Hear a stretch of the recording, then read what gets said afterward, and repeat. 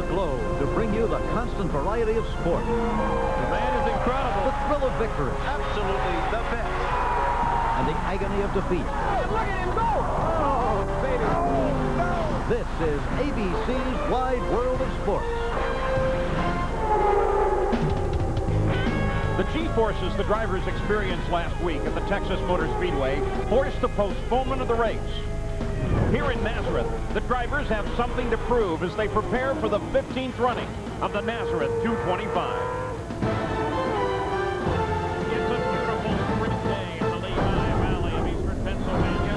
We're here at Nazareth Speedway as the Kart FedEx Championship Series is ready to run the Nazareth 225. Hi and welcome, I'm Paul Page. A week ago at Texas Motor Speedway, these were the cars too fast to race. Now they're at Nazareth and ready to try it again. They call this track a 1-mile oval. Well, if it is, maybe somebody dropped the oval because depending on who you ask, it has from between 3 to 5 turns. Fast speeds, but substantially lower G-forces. And if you want to know about G's, ride a roller coaster. You'll sustain 2 to 3 G's, but only for a few seconds at a time. Last week at Texas, the drivers experienced the highest recorded G loading in race car history. Today at Nazareth, the G loads are less, but still it's a very busy environment. For the drivers, they'll have their hands full. The G loading, well over 3.5, even 4 G's. It's a bone-crushing environment, but if you like high-speed rides, you've come to the right place.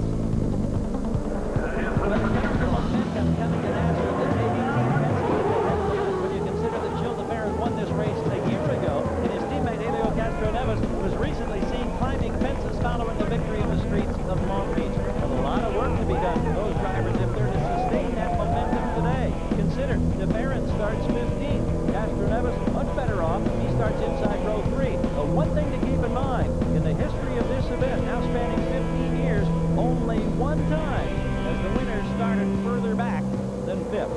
Let's go to Jan Beekes. Gary, Kenny Brack is fresh off his pole position run in Texas, and now he returns to the track where he scored his first career podium finish. And he, again, is continuing his dominant performance in qualifying. Out of 4 tries this year, Kenny Brack has qualified no lower than 2nd, which is where he starts the race today. Now, he's been fast in qualifying, he's been fast in practice, every place he's gone, but he's yet to score that first career victory. As much as he's been dominating practice and qualifying, we think that win should be any time now. Paul? Bruno Junqueira is on the pole. No rookie has ever won his first oval race.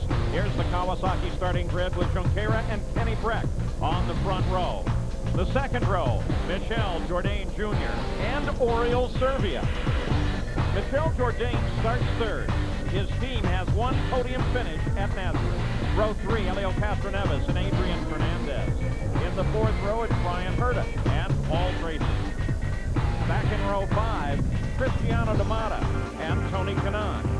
Cristiano is the current points leader. He won last year on the 1-mile oval in Chicago. In row 6, it's Jimmy Vasser and Dario Franchitti. Back in the 7th row, Michael Andretti and Max Pappas. Michael is a 14-time career oval winner and led 431 oval laps last season. In the 8th row, the defending champion, Gil DeFerrin, and Roberto Moreno. Row 9, Christian Fittipaldi and Tora Takagi. The 10th row, Shinji Nakano and Alex Tagliani. Alex Zanardi and Patrick Carpentier make up row 11. From now on, it's all rookies. Scott Dixon and Max Wilson in row 12, and Nicholas Manassian in the 13th row. Just under a mile, the lap distance here. They'll race 225 laps for 212 miles. We're expecting 2 pit stops. They could be in as early as lap 30 if a yellow comes out that soon in the race. Well, the word has just gone out to the pace car that they want to go green next time by the field already formed on the backstretch. The front row, Junqueira and Kenny Brack. Kenny Brack has started the front row in every race this year. They close in tightly. They all understand how critical the start is and how difficult it is to pass. Green flag flies. Junqueira and Brack go side by side. Junqueira's forced down low. We have a car sliding. Looks like Brian Herta threw the kink off to the inside. And at best, he brushed the wall, if he even did that. Of course, yellow comes out immediately. Started. Now the car's nice and clean. Remember, this year they're running substantially less downforce than in previous years. Cold tires, lots of horsepower. It's easy once you pick up the throttle to spin the rear tires and have the car oversteer. You can see Brian coming through the kink. The back end gets loose. Paul, I think you're right. I don't think he touched anything. We saw it, that especially the front tires were severely flat spotted. It looked like he may have gotten crowded down there along with Cristiano D'Amata. And the car slides, and fortunately he is able to get it under control on the exit to the pit road and keeps the nose off the wall. So in the first quarter mile of the run, we have our first yellow, but in that same distance, Kenny Brack grabbed the lead away from pole sitter Junqueira.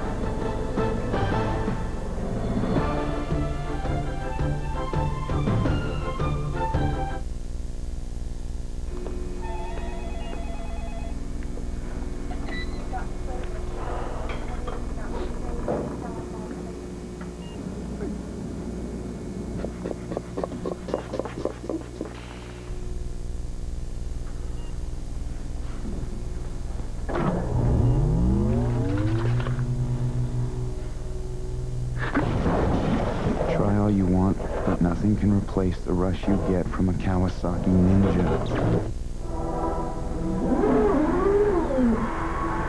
At 160 miles an hour, your heart rate triples.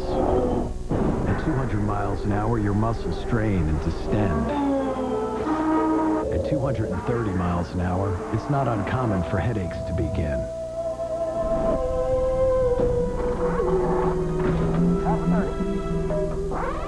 And that's just what the crew is going through. Hey, you're clear, you're clear. Hey, man, where have you been? The Outback. In the Outback, huh? Well, you missed a great game. No, I saw it there. In the Outback. Mm-hmm. It's a good reception. It's great. They're very friendly, too. You see any wildlife? Well, the big blooming onions are pretty wild. And the food? We're talking about the food. A great night out that feels like a holiday. Outback Steakhouse. No rules, just right.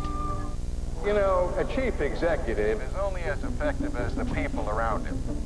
And so tonight, I see this as an honor for all our people. Their intelligence, professionalism, and their poise.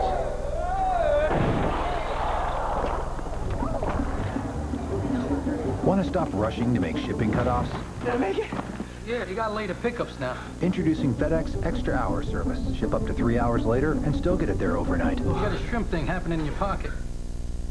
The Nazareth 225 on ABC Sports, brought to you by FedEx, proud sponsor of the FedEx Championship Series. Welcome back to Nazareth Speedway. Paul Page with Parker John Stone. Still under yellow, but actually a different reason now. We had first the spin of Brian Herta, and then as they were getting ready to go back to the green flag, Helio Castroneves got himself in trouble. Same problem as before with Brian Herta coming off the last corner. He picks up the throttle. Keep in mind, they've reduced the boost back to 37 inches, but they've regained all the power and more that the rules change was meant to eliminate. You can see cold tires, low downforce, picks up the throttle, the back end steps out, he catches it and continues full course yellow. Also, that point on the track has been really the key problem for most of the weekend. We'll elaborate on that in just a moment, but first let's go to Gary.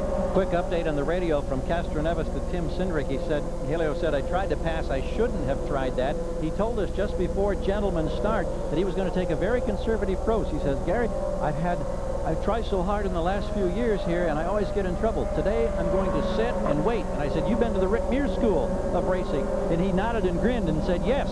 But he got impatient already on that restart, and it has cost him. He's fortunate that he didn't get another car or the wall. Let's go to Jan. An update on Brian Herta. He made his way onto pit road. He had a 22-second pit stop where they were going to change the nose, but then they waved it off. They looked more closely, and they realized the damage on the front wings was limited to what they call the end fences, the end plates. and they decided that that wasn't worth changing. He has a fresh set of tires, and now hopefully he'll be able to get those warm before the next time we go back to green. So we were talking, Parker, about that part of the track where we just saw Elio Castroneves get in trouble. We've seen a lot of people get in trouble. It's right about here. Well, the problem is you come into this corner, very unusual for an oval, heavy braking and a downshift as you come off the corner. Particularly we saw in that restart where you'll be in a lower gear, lots of torque, lots of horsepower. You step on the throttle, there's a bump as you come off that corner. That's all it takes to upset that fine balance. The car rotates right around. Well, let's take you back and show you the little bit of racing we have had, and that is the start itself, where Kenny Brack just came screaming into the corner. He was side by side with Bruno, and Bruno just got pushed down onto the rumble strips, and Kenny Brack went right on by. And it was here then that Brian Herta began his slide, caused a little damage to the outside edges of his wing. This is rookie Scott Dixon, who just came into the pits and almost immediately back out. Strategy, they're at the back. They qualified 23rd. They figure we might as well top up with fuel. With now 8 laps in the book, there's no reason you're not going to improve your position, so they're taking a chance now that a yellow will fall right at the right time later in the race, and they'll gain track position. They've worked to get realigned. Again, this is Scott Dixon. His teammate normally would be Mauricio Gugelmin in the 17 car, but Mauricio had a death in the family. His 6-year-old son, Giuliano, passed away. It was not unexpected. They have been fighting an issue there for a long time, but nevertheless, they withdrew the car this weekend, and our sympathies go out to Mauricio and the Gugelmin family. Brian Herta back in. For exactly the same reason we saw Dixon come in with his spin. It dropped him towards the back. He's now come in, topped up for fuel, and is getting out just in front of the pace car with 1 lap until the green. Brian's really going to have to hustle to get back that lap because that pit speed limit extends all the way to the end, and the pace car nearly overtook him. He's going to have a real uphill battle now because the pace car is now pulled off the track. Brian's going to have to go just as hard as he can, as Kenny Brack is only a few hundred yards behind him now with the green flag anticipated to be waved. We were looking at Christian Fittipaldi because there was a report that there was some smoke at the back of his car. Green flag comes out. This time Kenny Brack got a good jump on the green and accelerates away.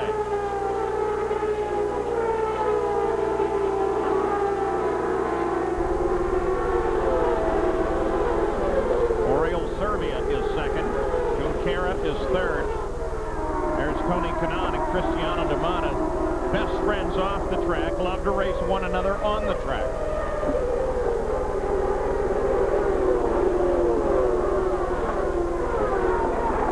In fact, Kanaan now leads a little pack at 7th that begins to tighten up.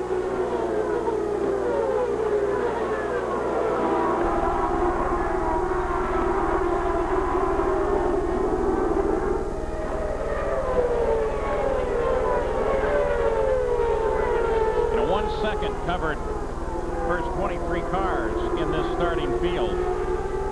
While the track itself is difficult to pass, the drivers themselves are difficult to pass. That is to say that they are all so closely matched. There is good parity in the series, so it makes it very difficult, and you can really get in trouble if you don't plan your pass carefully, because if you get caught out, then you're really in trouble. Interestingly enough, on the first 2 laps after that restart, Oriol Servia, the fastest car on the track by a few tenths, with his one small car team of Sigma Autosport.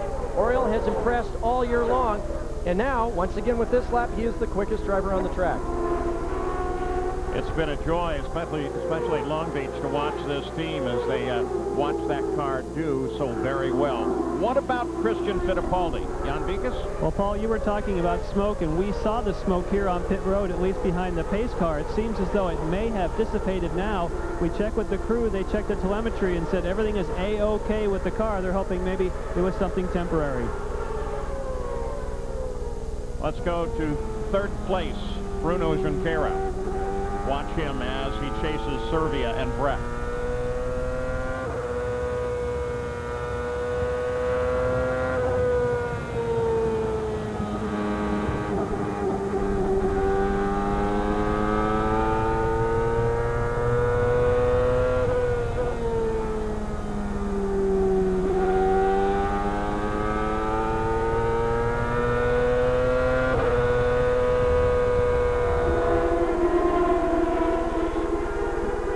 further back in the field.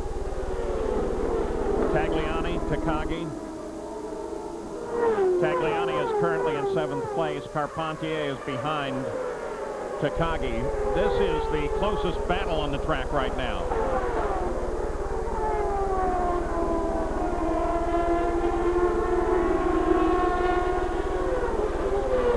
The reason we're watching them now is a lap ago, here's what happened is Takagi tried to pass on Tagliani, got way wide coming off, and bunched everybody up.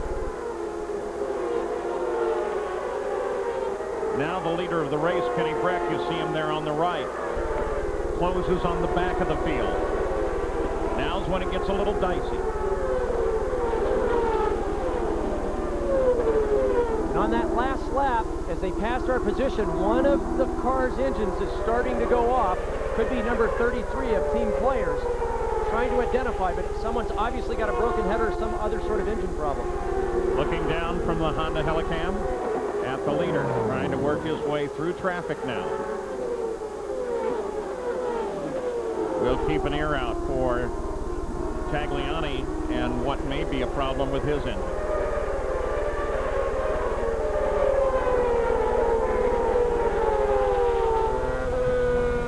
This is the fight for second place.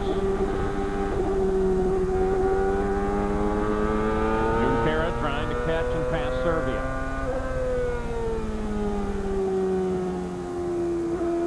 One of the things that makes this track so interesting and so technical is it climbs in elevation about 34 feet, and then the backstretch, the only real straight part there is on the track, is all downhill. Parker, it's quite a sensation. You were talking earlier about roller coasters. Yes, as they come through the turns 1-2 complex and head down this straightaway, drivers are hard on the brakes. Usually they're downshifting if they're not trying to work out some different fuel strategy. Steepest part of the course here, 6 degrees banking, equivalent to the apron at Texas. Gives you an idea in the difference. Flat out through the kink once they have a little less fuel, and now they're climbing back uphill through turns 1 and 2. It's very narrow here, line of sight very restricted, and now they dive 34 feet down this back straightaway, coming into turn number 3. As you ride once again with Junqueira and his chase of Serbia, right behind him, we showed him to you just a moment ago, is Michel Jourdain Jr., young Mexican, and the team, they really put together, there he is, a good run this year. And they expect some great results. And this is where Nazareth gets interesting as Kenny Brack works his way through traffic. If you're one of the following cars, if you're Serbia, Junqueira, Jourdain, down through the rest of the field, you're hoping to capitalize on your momentum here so that the leader or the driver that you're following gets bottled up. He has to lift. You can draft up and pass cleanly. And that's where it all comes together at Nazareth, is using the traffic to your advantage. Speaking to a lot of the drivers, they're wondering how Junqueira and his teammate Manassin would react to such a busy environment where things are happening non-stop from beginning to end. So at Nazareth Speedway, 26 laps now into the record book. Kenny Brack, Oriol Serbia, Bruno Junqueira, Michel Jourdain Jr., Serbia, Junqueira, Jourdain. They all are battling one another while Brack tries to work his way through traffic. So far, it's been a pretty good year for Kenny.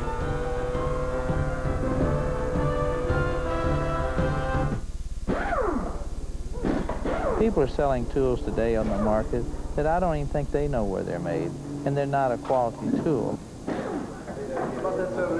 One thing about the Craftsman tool, it's made here, and you know the quality's good. 1,800 Craftsman hand tools, made in America, guaranteed forever. If something happens to it, you can take it back, and you know where to take it back because you know where it come from. Circuit City presents the perfect gift. Step 1, find it. Come in and explore the possibilities, from digital cameras and broadband modems to wireless phones and satellite systems. Step 2, love it. Plug it in, turn it on, push the buttons and ask questions. That's why we're here. Step 3, give it. Share the moment, make their day, and remember the smiles. For gifts that are unexpected and on the mark, Circuit City. Find it, love it, give it. He just doesn't listen. Communication is so important. On the Toyota-powered Newman Haas racing team, everyone has a radio. They even mount transmitters on the wheel rims to monitor tire pressure in real time. He's sleeping with his secretary. Mm-hmm.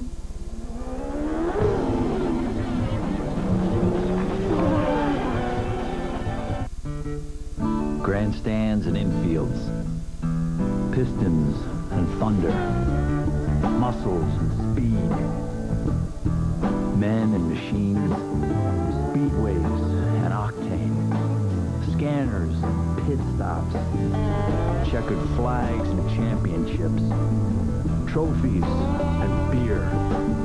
Start your engines, baby. I'm a race fan. They dared to follow the Beatles. People said it couldn't be done. They proved everybody wrong. This is the story of Paul and Linda McCartney. The story of creating a band, raising a family, and making a new life after the Beatles.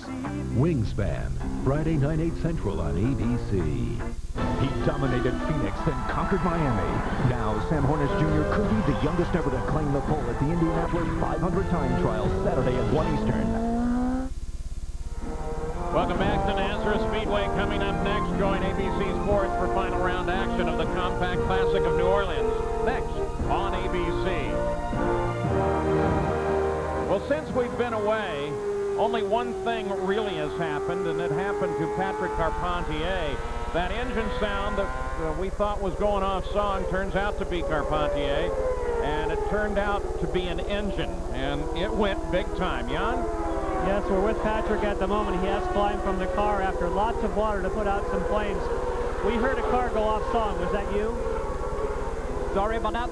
We heard a car's engine go off song. That was yours? Yeah, at the beginning of the race, had absolutely no power, and it kept getting worse. I asked them to check the boost because I thought it would be the pop-up valve blowing off, but it was not. The engine went down, and then going on the back straight, I smelled something. I looked in the mirror, saw the smoke, so I jumped in the pits not to stop the race. How's the wrist holding up? How's your wrist holding up? It was okay this weekend. Let me tell you that the wrist has been better than the car. Thanks, Patrick. Thank you. Remember, he broke his wrist in the Toyota Grand Prix of Long Beach. We've got you back. Battle for 5th place. Watching Paul Tracy and Adrian Fernandez fight one another. Tracy's coming up. Of course, Paul Tracy has more laps around Nazareth than any of the other drivers. He tested time and time again here for Team Penske. He knows every inch of this place. Adrian Fernandez with his best qualifying effort of the year. Kind of a surprise. They picked up 12 miles an hour from Friday practice until qualifying, and that's turning out to be a good battle. And Cristiano D'Amata continues to hammer at Tony Kanaan. This battle is for 7th. And Brad Keady right behind him trying to get into it too. Gary? Quick update on Cristiano D'Amata as well as his teammate Christian Fittipaldi. Both have been told that the mileage they are getting is good enough that they can go up 1 click on the boost. So apparently they're richening up the fuel, and maybe that little extra horsepower may enable D'Amata to challenge more effectively as he tries to advance from the 8th position, chasing Tony Kanaan. Kenny Brack has completed 39 laps, Parker. And the problem the drivers face here is with this Hanford device, it creates a lot of turbulence behind the cars. So even though Cristiano D'Amata might be able to run quicker, once he gets up behind 3, 4, or 5 car lengths behind Tony, he runs into this barrier where the turbulence doesn't allow him to optimize the aerodynamics of his car, and you can see that spread almost throughout the whole field. He's got to wait for the right timing so that Tony is bottled up in traffic. He can push the overtake button on the steering wheel, get maximum power out of his engine, and try to capitalize on Tony slowing down to use his momentum to try to get by. Back on board with 3rd place, Bruno Junqueira. Junqueira, a rookie. Ahead of him, sophomore Oriol Servia. The top 4, in fact, have never won a kart race. Have to go all the way back to 17th to find the next non-winner. That would be Alex Tagliani. And riding on board with Bruno, a huge difference between what we've seen earlier in practice and qualifying versus his current speed. Nearly 20 miles an hour. It's a much more relaxed pace. Don't get me wrong, these guys are driving these cars as hard as they can, but they're not shifting now. With the changing track conditions that they have today, these long runs, they can't push the cars nearly as hard And it's just surprising to me to see such a reduction in speed from even earlier this morning.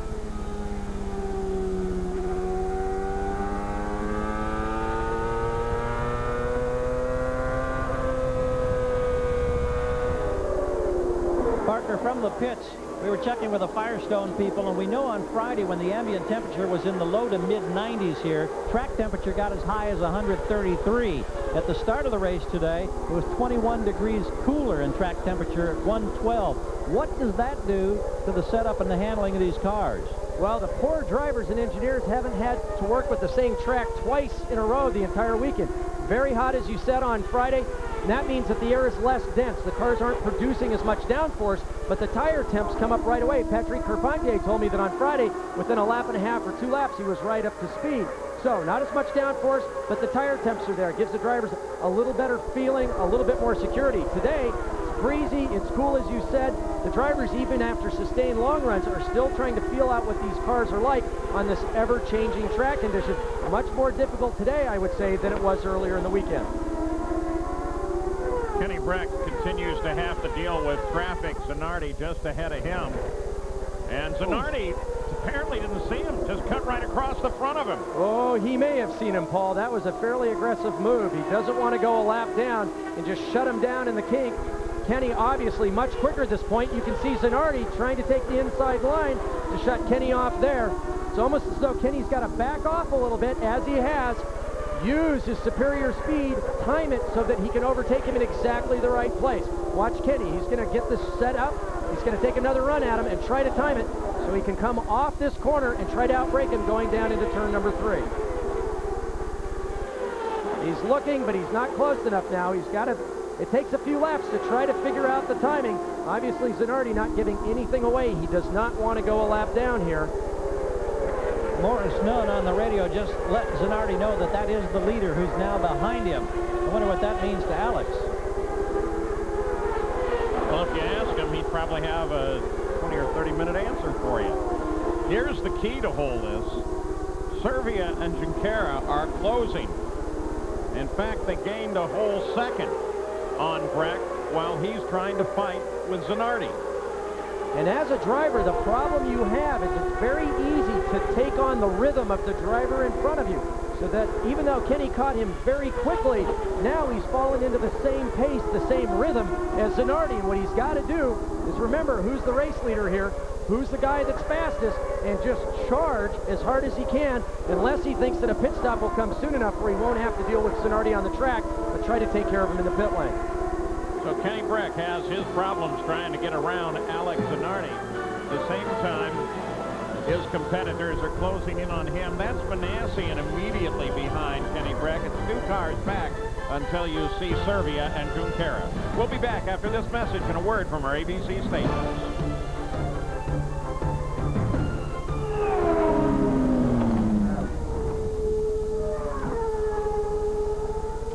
Hey, Alex. Hi, Michael. After you. Oh, no, after you. No, I insist. Thank you.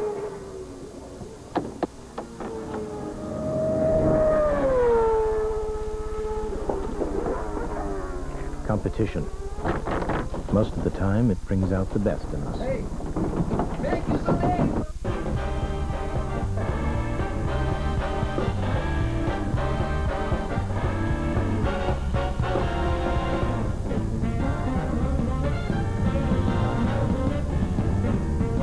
ABC Sports brings you final round coverage of the Compact Classic of New Orleans. Next. Monday at 8/7 Central. Air Force One has been hijacked. Harrison Ford. Get off my plane. Air Force One. Monday on ABC.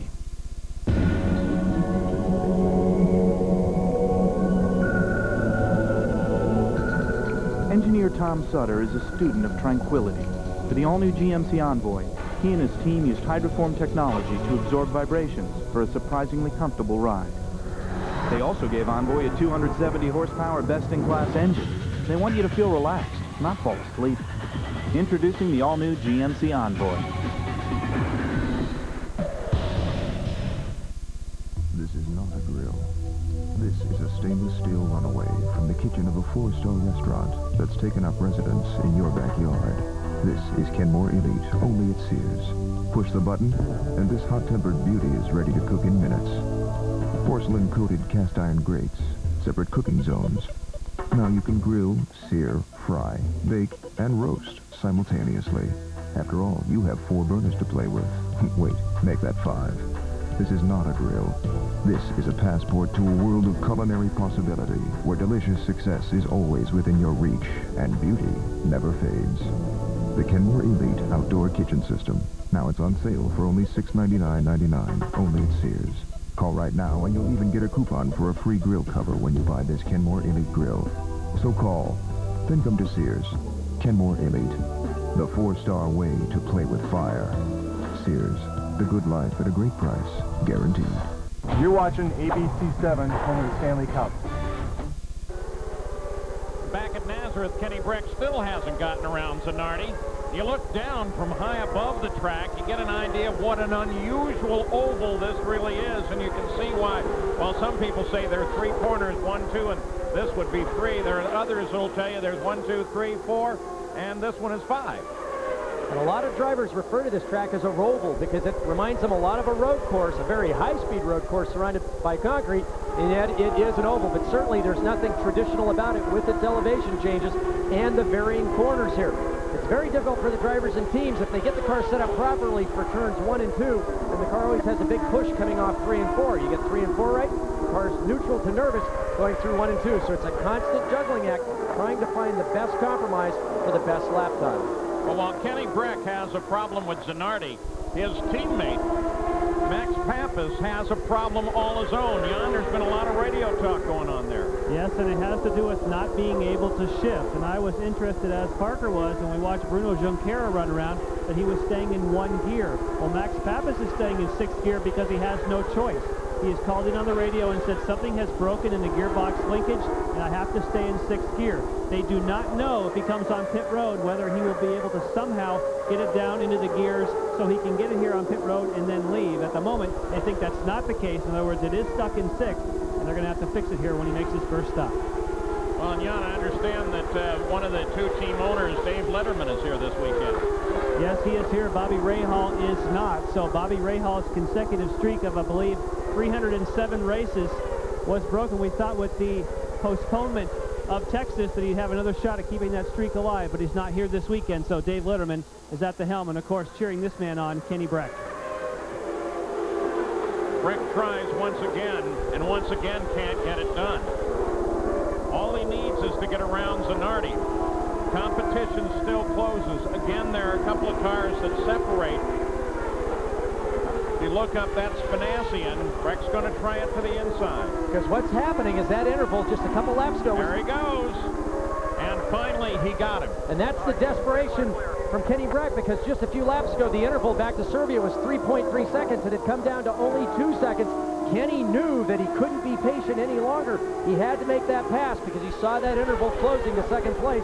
And now he's hoping that Serbia has the same number of laps trying to get around Zanardi that he did, so now he can get away and try to build a cushion before this first round of pit stops. Yeah, now Kenny Brack will close on Scott Dixon, who started 23rd. You saw him get around Zanardi just before we went to break, and now sits up in 20th.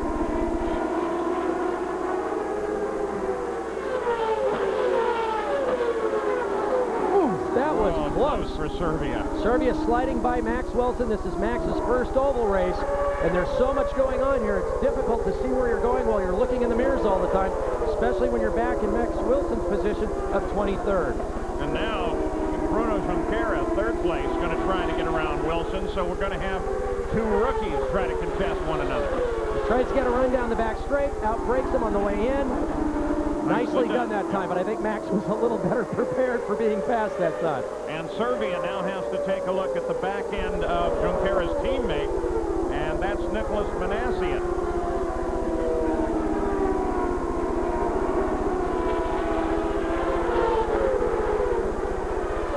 There's Manassian. We'll go on board with him.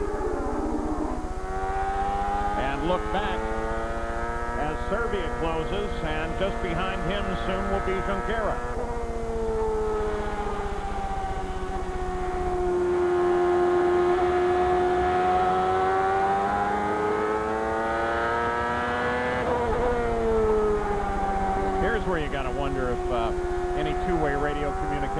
going out.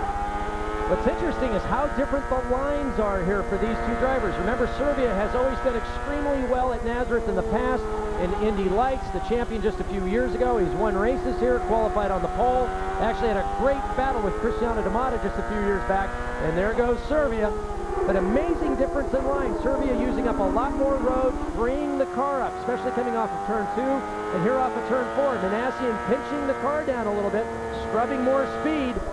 Gives the driver a little less security. If he actually opened the corner up, straighten the wheel a little sooner, the car would feel a little better underneath him. Well, Kenny Brack has come up on the back of another group now of 4 cars as we watch Tony Kanaan and Cristiano D'Amata. Zanardi slowed over on the backstretch.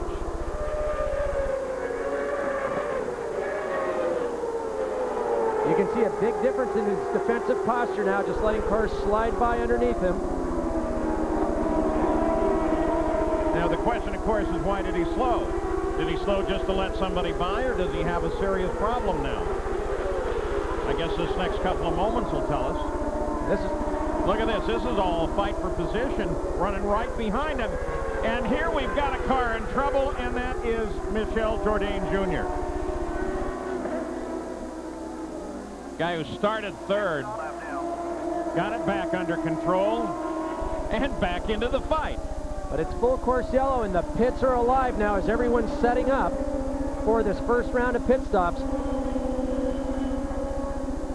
Completed 74 laps as we look again. Paul Tracy there on the back, but you see Jourdain right on the front of the screen, losing it coming off the final corner. We've seen that all weekend long. Does a nice job here. Keeps the steering lock in, anticipates the car coming back straight ahead on the grass. That's a tricky bit of driving at 140 miles an hour plus as the car slowed down there. And essentially the same part of the track that we've been talking about. We've seen a good number of situations develop. Different problem here. He's probably a little over anxious to get on the throttle. There's a big bump coming off the corner. We could see everyone backed up. You could see Tracy putting the pressure on Fernandez behind him. He was trying to get up behind the car in front of him with the bottling up behind Zanardi, and he just looks like he picked the power up just a split second too soon. 900 horsepower, spins the rear tires, and around he goes. But good bit of driving, keeping it off the wall, exiting that corner. Up and down the pits, the crews are all ready, just waiting for the signal to let them into the pits. And now that they're gathered up, the pits are open, and as they come around, I think you're going to see most of the field come in for fuel and tires. Jan. Yes, and that would be the case for Kenny Brack. We checked with the team. He's going to get 4 fresh tires, and they're only going to make a 1-turn wing change on the front. So his car, obviously, we see the way it's running. It's very close, but still they want to fine-tune it a little bit. Gary? Whole new scenario for Bruno Junqueira, who's running in the top 3 now, and car number 4 for Chip Ganassi on the radio saying, "What do I do?" Chip said, "Just pack up behind the car." They're going to go down 1.5 turns on the wing. Here comes Brack going by us. There goes Serbia. Here comes Junqueira. Oh, he's in hot, but he saves it. He may have, oh, he almost went too far. Very tight pits, 38 to 40 feet. They're backing Junqueira up, and they'll complete the service, but this has taken much longer than they would have hoped. Let's go out to Dion. And our leader is here in 8 seconds. As Tagliani pulls in, here goes Kenny Brack. He's got his changes. We're looking for Serbia, and he beats Serbia onto pit road. Well, more than enough action and more than enough noise as leaders all come in to make their stops. One team, the Target Chip Ganassi team, split the stop, wanting to get Junqueira in and out before they brought Manassian in. And Paul, here's what we thought about Max Pappas. He did not make it off of pit road. The crew is now pushing him back. That gearbox problem is, as we thought, unable to select the gears he needs. And a way to start it. Okay, we're going to try and finish it. We'll try and finish it right here.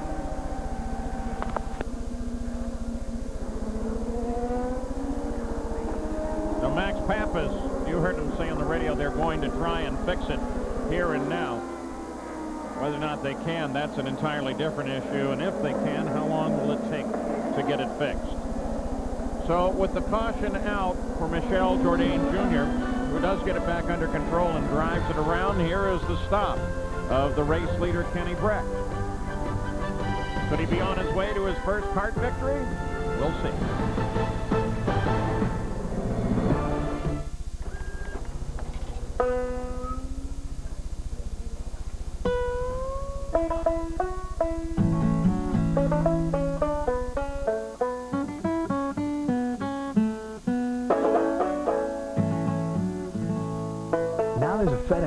gearbox in most every Kinko's, featuring one of the latest pickup times around, and serviced by people as committed to their work as we are.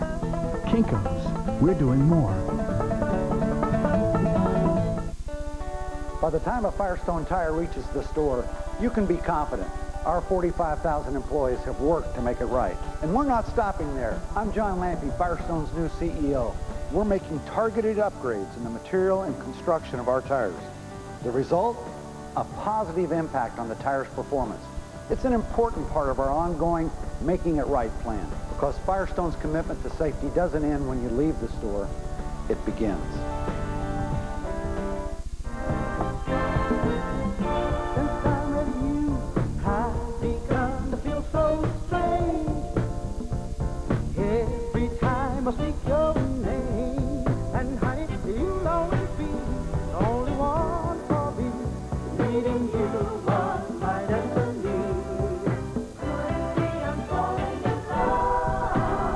Payments from just $1 a day, falling in love with a Yamaha V-Star has never been easier.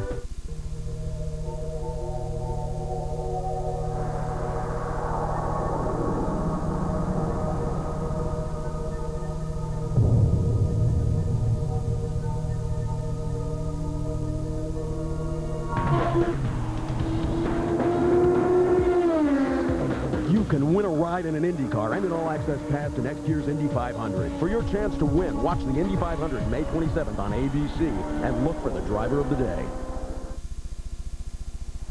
This Wide World of Sports update brought to you by Speed Pass. Today's way to pay. It's free from mobile. This mobile update comes while we are still under yellow at Nazareth. Last week, CART made a sudden change of plans after determining they were not prepared to race at Texas Motor Speedway, forcing the postponement of the race. Well, the CART president and CEO, Joe Heitzler, explains what is necessary to get CART back to Texas.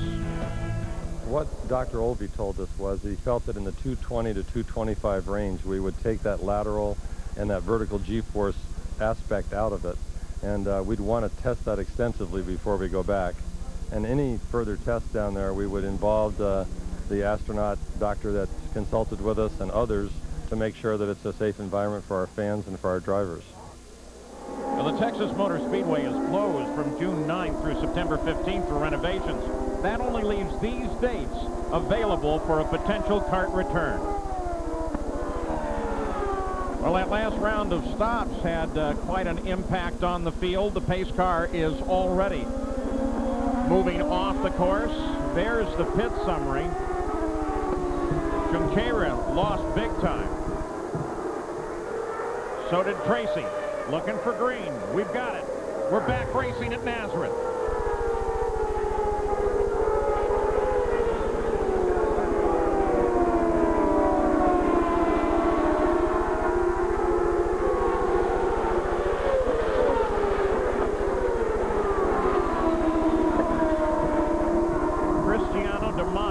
Third place as he chases Oriole Servia.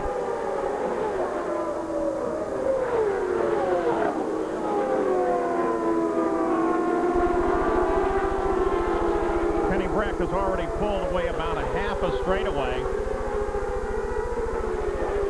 Back in the field, they're nose to tail everywhere.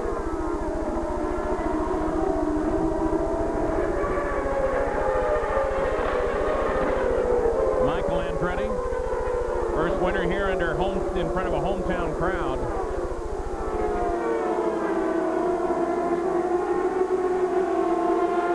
Michael lives only about 3 miles away from this track. Gary Gerald? Interesting comments from Michael Andretti, who now has cracked the top 10, as you'd indicated, Paul. He's a little frustrated. He said the Firestone tires are simply too good. He was telling his crew on the radio. He said apparently the wear is so little that the guys up front aren't losing any grip, and he can't catch up with them. He's frustrated because the tires are too good. That's an unusual complaint coming from many of the guys. They're usually going exactly the other way. Max Pappas is out of the car with Jan Beekes. Yes, and they were unable to fix the car. Max, when did you first feel there was a problem with the gearbox? There's no problem with the gearbox. The cable broke from the gear lever to the back of the gearbox, and that put me off to the race. very disappointed, you know, because we had a very good car. I thought the Miller Lite car was very good, but I went down to pass Michael on the start, and when I went to downshift, the gear lever just went down. My head almost crashed into Helio was in front of me, and that was it. All right, hope you have better luck in Japan. Thanks. We hope so. You know, it's not a very good stride for the Miller team, but we are upbeaten, we are strong, and we're going to come back. One of the cars we're going to be watching for you is the guy who came into this race as second in the points, defending champion here, defending series champion, Gil DeFerrin. He came up to 13th just before the stop. He's now back in 19th. And the start he made here today was his worst in 2 years. Gary Gerald is on his way to Team Penske, trying to find out what the situation may be with Gil DeFerrin. Michael with Paul Tracy right behind him. Dario Franchitti, Tracy's teammate, just ahead of him. And I'd like to get back to the comment that Gary made about Andretti, saying, hey, these guys' tire wear is too good. In years past, with Michael's vast experience, he knows exactly what the car has to feel like on full tanks, on fresh tires at the beginning of the race, so that it ends up exactly where he wants it at the end of the fuel run. Well, he was hoping that other drivers would not be able to hit the bullseye quite as accurately, and as the race progresses, would be able to pick them off one at a time as their car balance went off. But what he's saying now is everybody's been able to figure out what the car needs to feel like at the beginning of the runs, and because the car balance is not going off for the people in front of them, he's not being able to take advantage of that experience and work his way forward. Watching Bruno Junqueira, there are reports from the observers that he may have taken something into the right side intake. Nothing seems obvious there.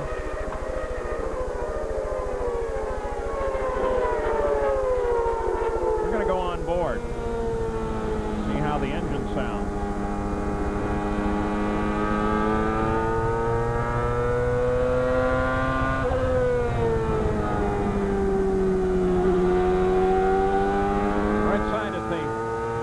True to form. Well, there's some cooling over there. Most of it's over on the left side, but a lot of electronics over here on the right.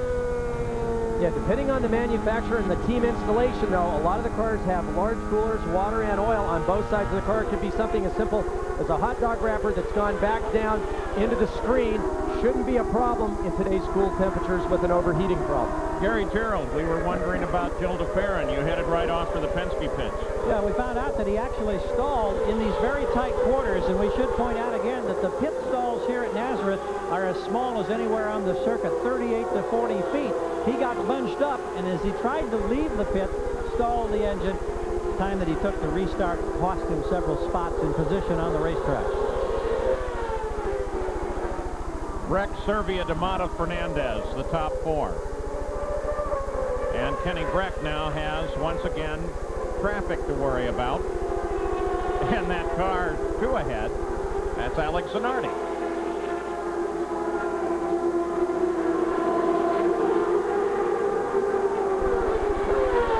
Comes up to work on Brian Herta right now.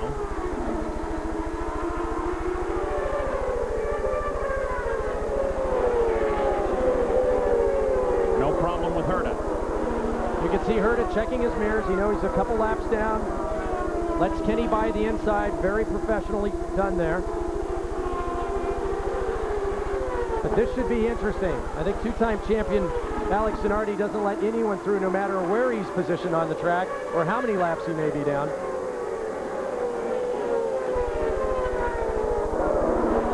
And if you're chasing Kenny Brack, if you're Oriol Servia, Cristiano D'Amato, Adrian Fernandez, you know that the leaders now bunched up in traffic are going to drive as hard as you possibly can to try to take advantage of the situation. Zanardi once again. I gave him room. A little bit. That was sort of a car width minus an inch, I think. So Kenny Brack gets around Zanardi this time. Lap 104.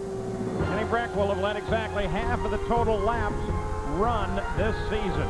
He currently is the leader. Fords are in the top two spots.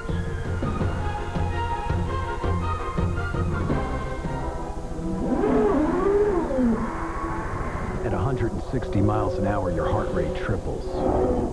At 200 miles an hour, your muscles strain and distend. At 230 miles an hour, it's not uncommon for headaches to begin.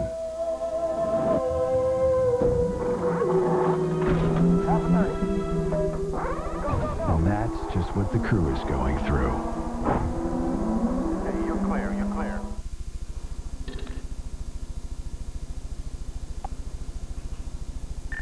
We're out of decaf.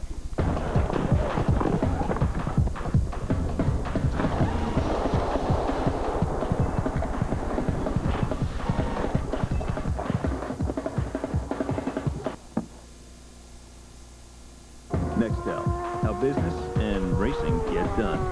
See the Nextel car in Driven, coming to theaters April 27, 2001. We don't know which one you'll want, what color you'll want, or even what accessories you'll want. But we do know that now is the time to buy a new Kawasaki Vulcan Cruiser. Right now, during our Kawasaki Good Times giveaway, we'll give you $500 in accessories or $0 down on a low APR when you pick up any new Vulcan 1500 Classic, Drifter, Nomad, or 800 Classic. And you should hurry in, because the only other thing we know is a deal this good isn't going to last forever. You know, a chief executive is only as effective as the people around him.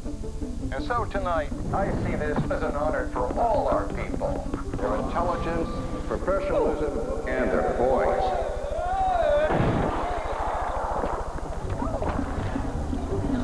Want to stop rushing to make shipping cutoffs? Did I make it? Yeah, you got later pickups now. Introducing FedEx Extra Hour service. Ship up to 3 hours later and still get it there overnight. You got a shrimp thing happening in your pocket.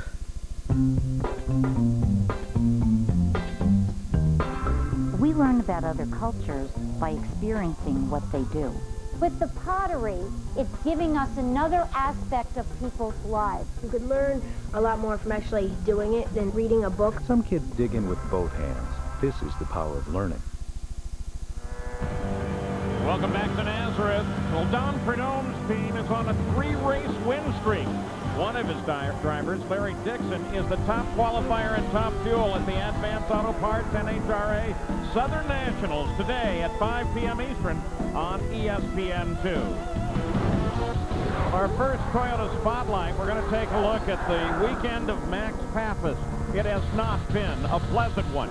Yesterday morning during the practice, he lost control, caught the car, kept it under control, and drove it in safely. Then in qualifying, pretty much the same thing. Lost the car, kept it under control, backed it right up to the warm-up road. Then today, well, when the gear cable went away, so did his race. Tough day for Max Pappas. Kenny Brack, still the leader of the run here, 108 laps now complete. Serbia still runs in second, but Brack has to deal with traffic. And part of the problem with traffic, as with all competition, especially on a tight oval like this with an open-wheel car and the aerodynamic package the kart currently has on their car, is right now Brack is feeling a lot of the aerodynamics of the car in front of him. Because of coolers, because of aerodynamics, he really doesn't want to close up behind the car in front of him. Ryan Herta into the pits. Remember, he had his problem very early in the race, went off schedule, topping up with fuel, trying to get a lap back, looking for a yellow, didn't come, so he's now in under the green.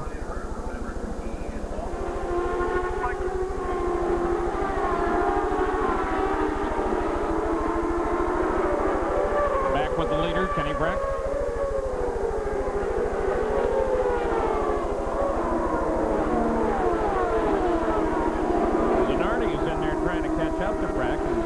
Going to try to handle up Gil DeFerrin now. We've already chronicled his struggle this day. Up as high as 13th after a terrible qualifying position and fell right back to 19th. Had trouble getting in and out of his pit. And there's the battle for second place. That's Oriol Servia. And the black car is Cristiano D'Amata, the first winner of this season. At the halfway point now.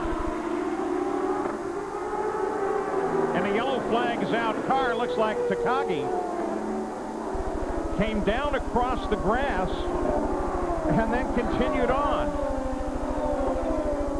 Just caught a flicker out of the corner of my eye. I'm not sure if it was a full spin or he just ended up down there.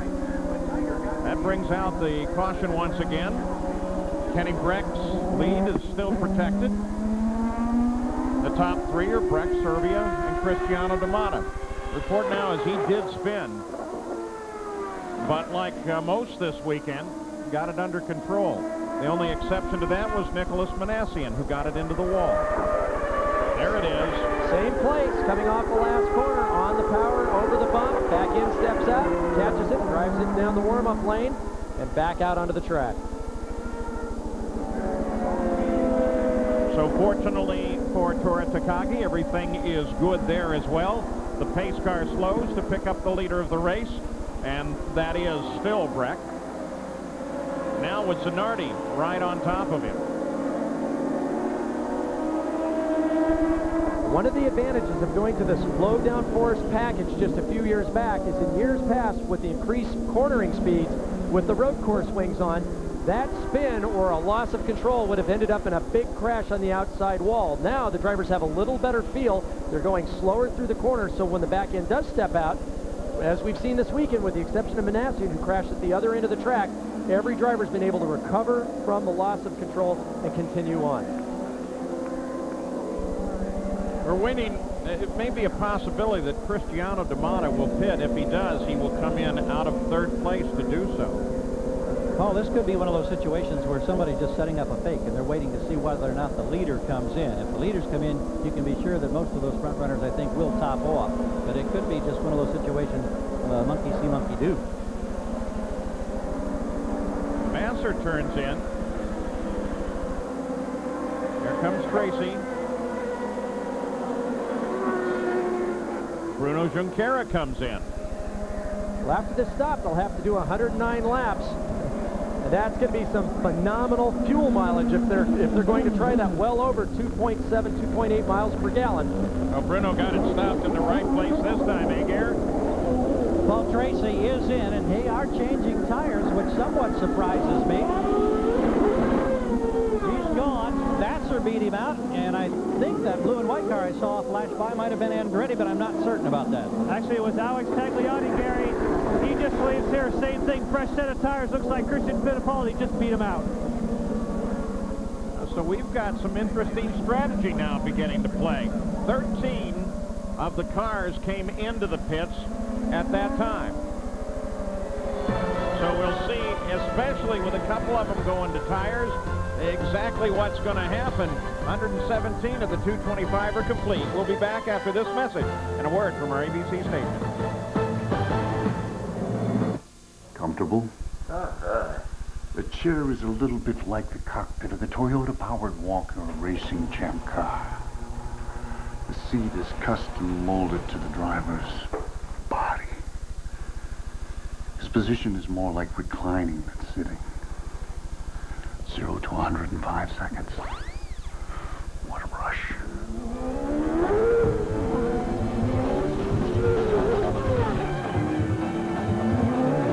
Whether he's under fire or undercover, Jim Carrey is Ace Ventura Pet Detective, tonight at 7/6 Central on ABC.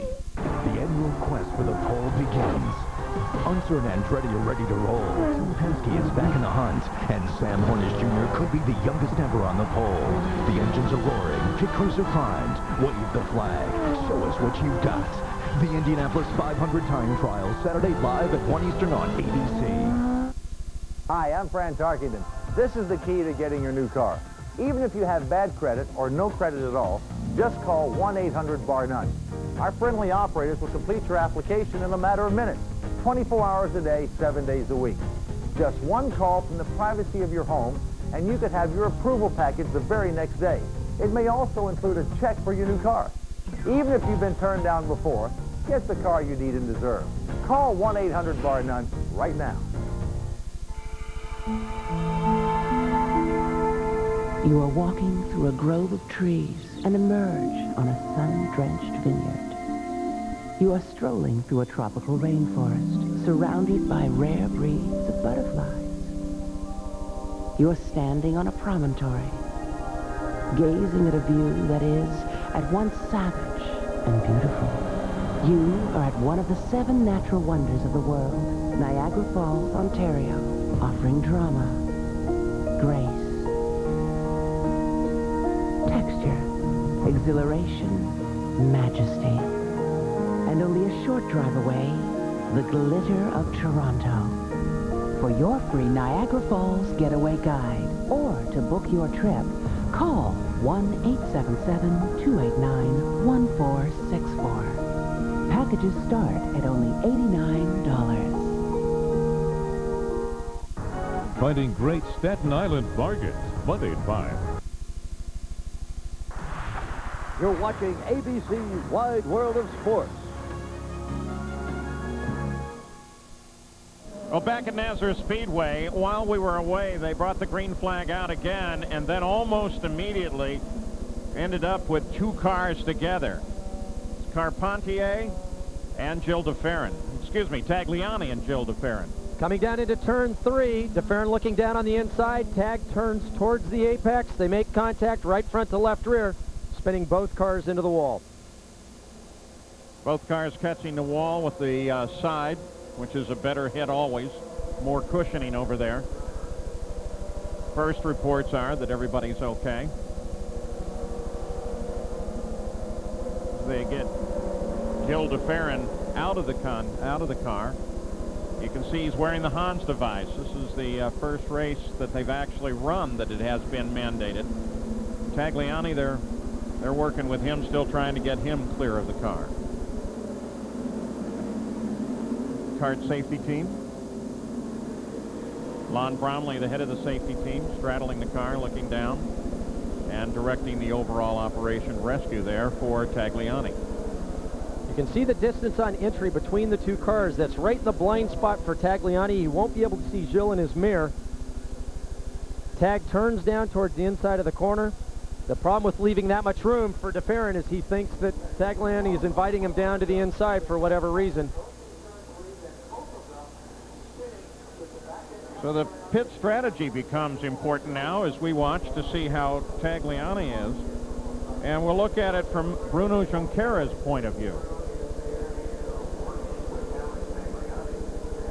Remember, this is the principal passing area. They're hard on the brakes. They're downshifting. You can see the contact made. And unfortunately, from a racer's aspect, you say, great, well, there's 2 less guys in the race. Obviously, you don't want anyone hurt. It's just 2 more cars you don't have to deal with in traffic.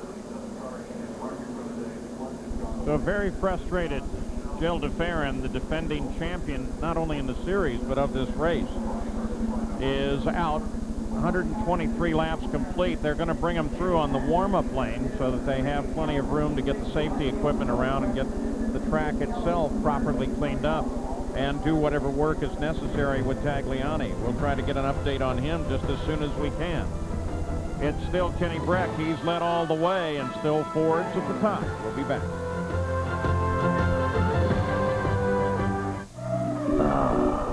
There you are. I see you. So tall, so beautiful, so sexy, so capacious. I know what you want. You want a kiss, don't you? A hard, sexy, dangerous kiss. Yeah, I know it's just a kiss. But not today, baby. Not today. Hey, man. Where have you been? The Outback. In the Outback, huh? Well, you missed a great game. No, I saw it there.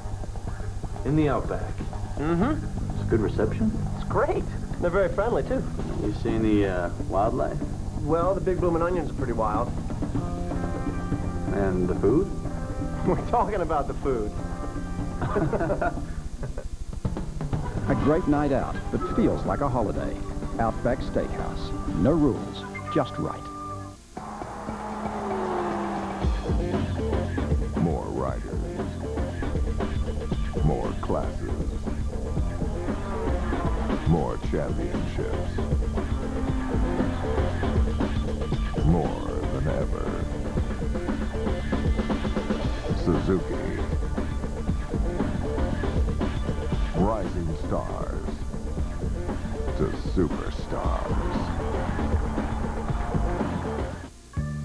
This business is a lot like a marriage.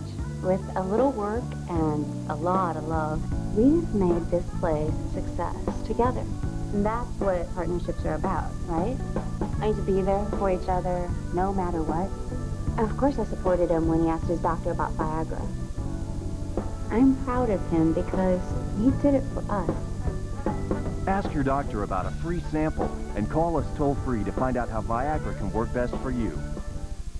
Some stars are brighter. I don't know the answer. Than others. My stupidity has been confirmed.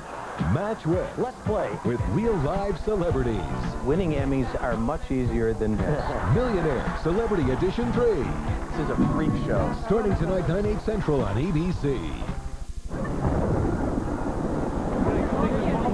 Oh, they got the igloo back there, too. Here, Laura, give me that. Give me that. Well, back in Nazareth, Pennsylvania for the Kart FedEx Championship Series, the Nazareth 225. They're still working over at the car of Alex Tagliani. And they have reported there is an injury, but it's not life-threatening. We'll wait for a further resolve on that situation. Here's how both Tagliani and DeFerrin got into the wall. And you can see with Tagliani's car, it backed in at a very steep angle, slapping the right front corner of the car hard into the wall. So with the yellow out for this and them circulating the field on the warm-up lane, Kenny Brack headed down into the pits along with several others as that strategy began to play out.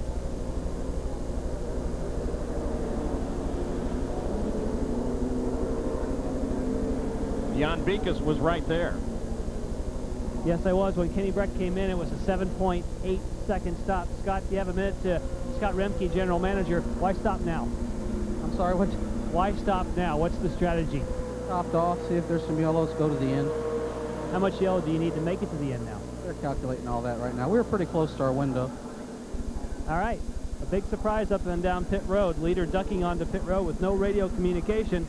They surprised everybody, and they hope now they got enough fuel to make it to the end, guys. Well, they gave up substantial track position from the lead back to 10th, giving the lead over to Tony Kanaan, but the strategy might be pretty cool. I think the strategy's perfect. We've heard reports that some of the drivers are getting 2.7 miles per gallon. That means they can go exactly 100 laps, and when they came in, they were at lap 125. You add the laps together, they're exactly in the right spot. I think Team Rahal has done a brilliant job of strategy.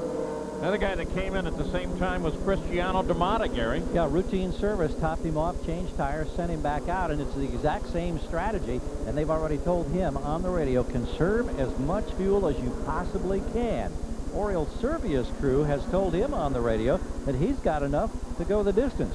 We are now, what, 97 laps away from the end? That's a stretch. They're going to need a bunch of yellow in order to make it that far. And even driving around very slowly, what those drivers are doing is they've got it up in 4th, 5th, 6th gear. It leaned out completely, and as long as the engine will continue to chug along at very low RPM, they don't care because they can double, even triple their mileage during these yellow flag laps. Well, Parker, you're talking, yes, Paul, you're talking about tripling mileage. You know, we talked about this, I think it was last year here at Nazareth. When you run around in the warm-up lane, you're covering a much shorter distance than you are if you're out on the racetrack, so that's just a little added bonus when it comes to your fuel savings. And we saw the tire changes as well, so we know they're good for tires. We've also heard these tires aren't wearing very much, but it's no problem here today.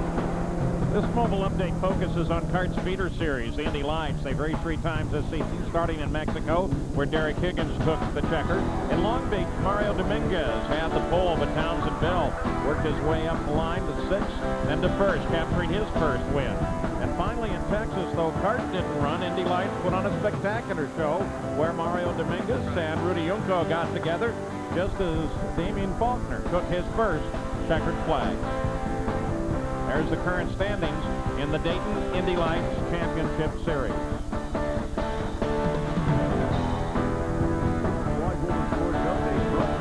Speed Pass, today's way to pay. It's free from Mobile.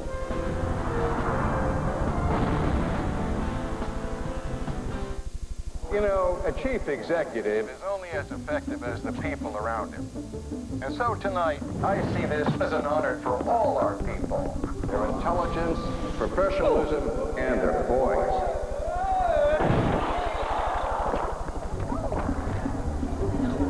Want to stop rushing to make shipping cutoffs?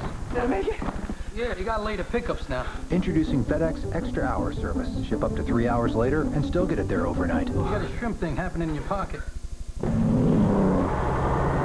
Trucks. Fundamentally tougher than any panty-waist car. Hey, no one ever wrote a song about his first hatchback. At Craftsman, we figured the only thing better than trucks is racing trucks. So we're the official tools of the NASCAR Craftsman Truck Series. Tough trucks, tougher drivers, and the toughest tools. Craftsman.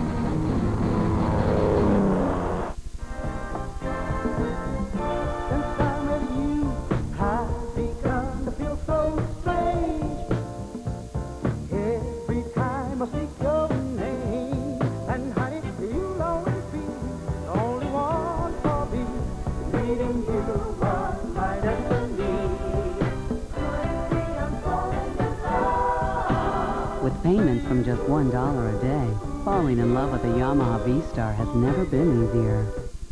Circuit City presents the perfect gift. Step 1, find it. Come in and explore the possibilities, from digital cameras and broadband modems to wireless phones and satellite systems. Step 2, love it. Plug it in, turn it on, push the buttons and ask questions. That's why we're here. Step 3, give it. Share the moment, make their day, and remember the smiles. For gifts that are unexpected and on the mark, Circuit City. Find it, love it, give it.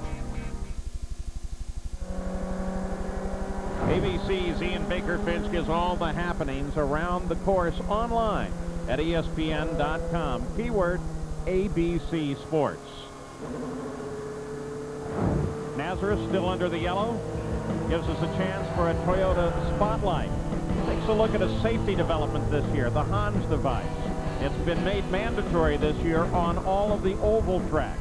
Helps maintain the driver's head during an impact. It worked for Mauricio Guzman during the practice at Texas Motor Speedway. And today, in the crash that just happened, of course, both the drivers, Tagliani and Jill DeFerrin, were wearing the Hans device. And the cleanup's still underway. We wait for some sort of definitive word on the condition and the nature of injury to Alex Tagliani. He's been taken to the medical center here. Kart safety team, the best in the world. And on the last set of stops, here's how and where they stopped and why the strategy now is going to become so very interesting. Well, Kanaan, Franchitti, Nakano, they all have to come back in before the end of this race. Tracy, Dixon, Vassar, and the rest of the group, well, if they have enough yellow, they might be able to sneak this out with the kind of mileage they're getting now during this full course yellow. But certainly Breck, Serbia, Fernandez, and that group, they're good to go to the checkered flag. So Kanaan, Franchitti, Nakano, Paul Tracy, Scott Dixon, those are the top 5 as we show you the field.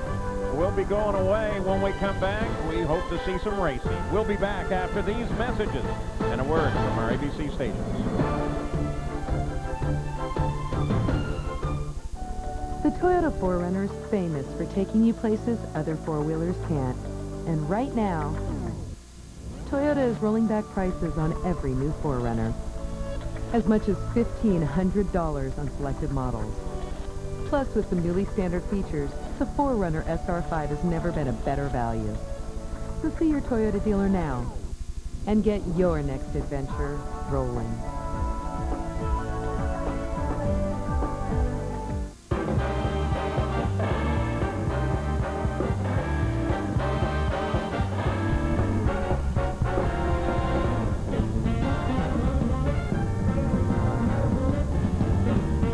ABC Sports brings you final round coverage of the Compact Classic of New Orleans. Next. Monday at 8/7 Central. Air Force One has been hijacked. Harrison Ford. Get off my plane. Air Force One. Monday on ABC. 1-800-Mattress now has showrooms. That's right, the original Dial-A mattress has opened showrooms. And every famous brand mattress is on sale to celebrate the grand opening of our newest location. Only 1-800-Mattress offers 2-hour express delivery and earn the American Express Award for superior customer service. Call 1-800-Mattress, click on mattress.com, or visit one of our showrooms near you. 1-800-Mattress.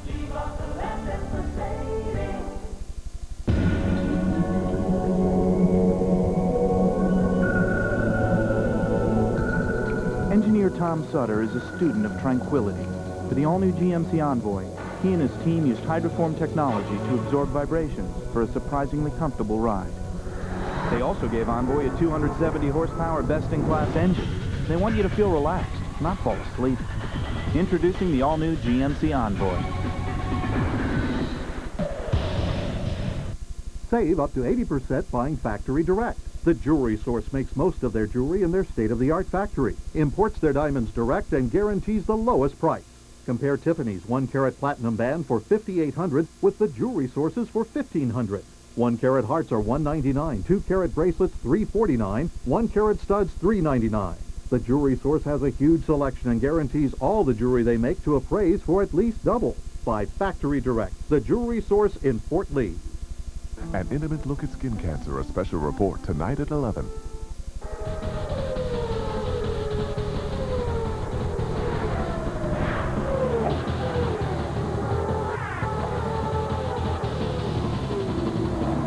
Well, we're still under yellow at Nazareth Speedway. There's the current standings. We're under yellow because of an accident involving Jill DeFerrin and Alex Tagliani. And so, Gary Gerald, the question has been, how is Alex?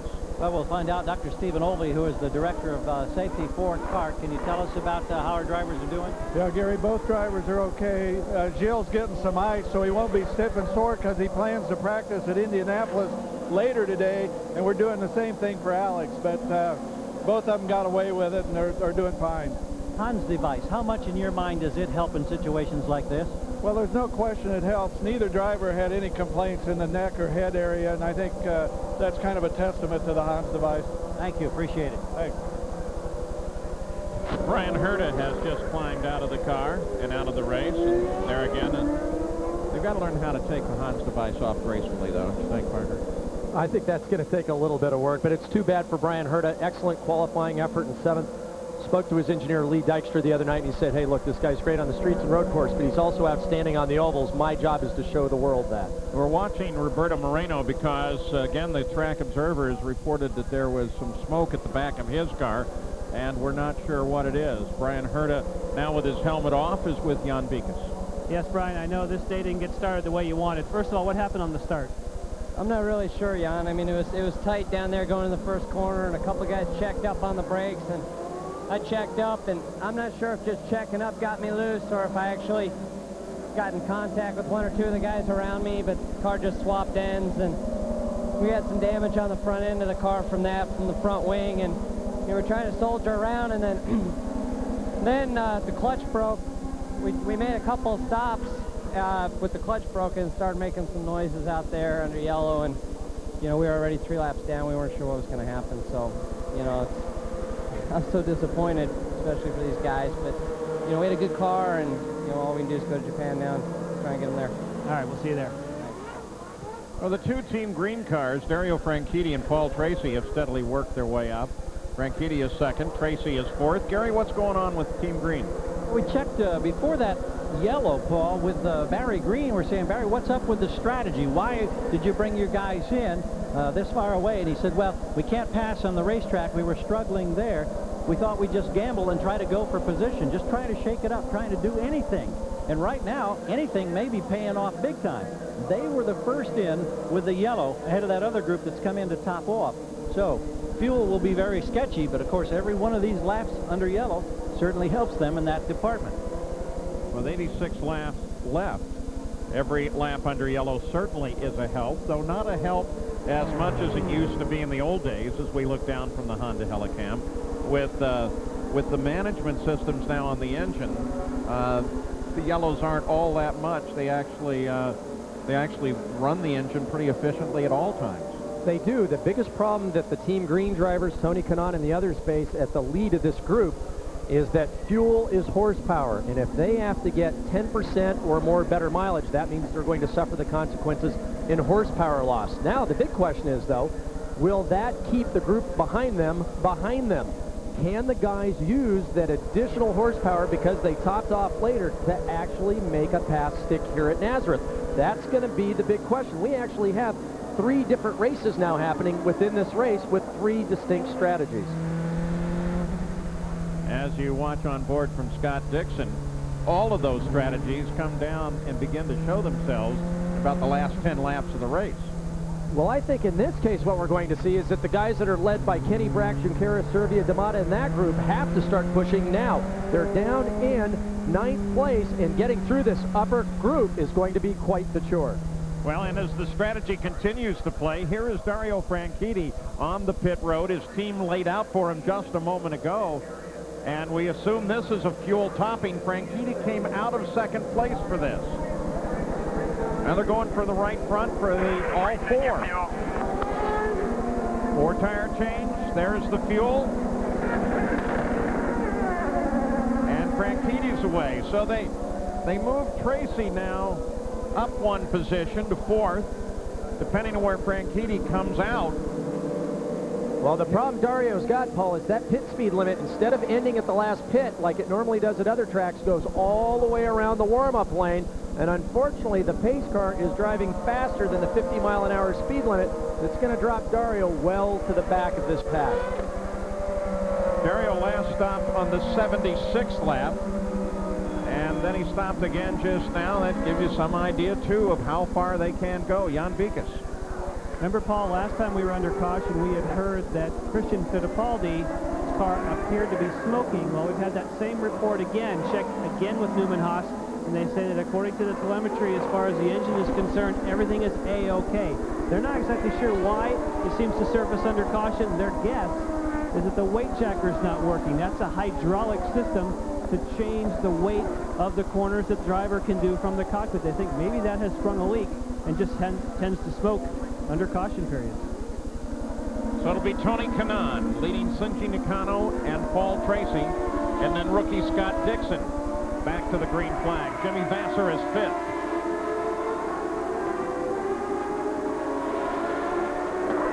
Green flag is out. Here we go again. Whoa, close fight back there as Kenny Brack tries to come up through this field just as fast as he can and goes around Michel Jourdain Jr. And that's what I thought would happen. Kenny and the group following him can't wait. I think they've got to go now, Paul, because these laps will wind down very quickly, and as difficult as it can be to pass here at Nazareth, he's got to take advantage of the fuel and horsepower and get those passes done as quickly as possible. Christian Fittipaldi just ahead of him. Don't count out Jourdain. He's very definitely been in this fight the last several races.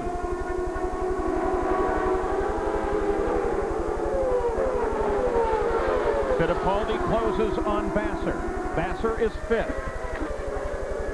Here's Tony Kanaan at the front with Shinji Nakano right behind him.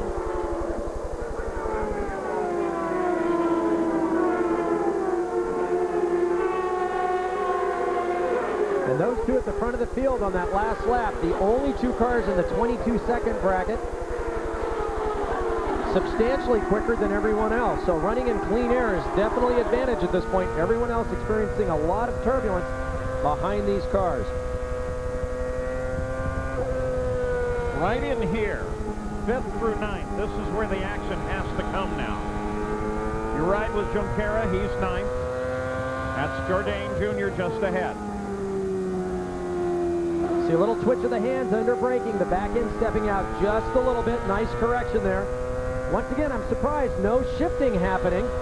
Obviously has a top gear that's working exactly the way he wants it to. The Toyota engine in this Target Chip Ganassi car pulling well. Fuel position 5. Put it on the pit board, Rob. Now there's a report that Tracy's engine might be in trouble. Let's move from Junqueira. We want to take you forward to 4th place, Scott Dixon. During the early parts of the race, he was doing a lot of shifting. And he still is. That's interesting. Both of these cars powered by Toyota. It could be that just Junqueira is carrying enough speed through the corners where the Toyota engine isn't falling off the power band. The proper paperwork with them. Dropping down to Nakano moves on Tony Kanaan. Tries for the lead. Can't do it. And a great battle there. 2 Renard chassis, both powered by Honda. Paul Tracy comes in. We're still trying to give a listen to his engine. We talked about Toyota. The big surprise last week at Texas, of course, was Ford, who dominated in qualifying. Much, actually, a surprise to just about everyone, having just a huge amount of horsepower. They've been very quick this weekend as well, but it's been the Lola chassis that's been the dominant chassis regardless of the power plant. And now we see these two Honda Renards at the front. Gives you an idea of how competitive this series is in all aspects.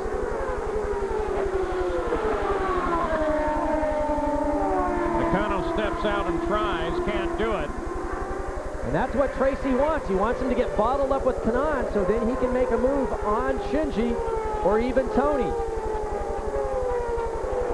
Battle of the chassis. Here, Reynard's been concerned about the abilities of their car to race.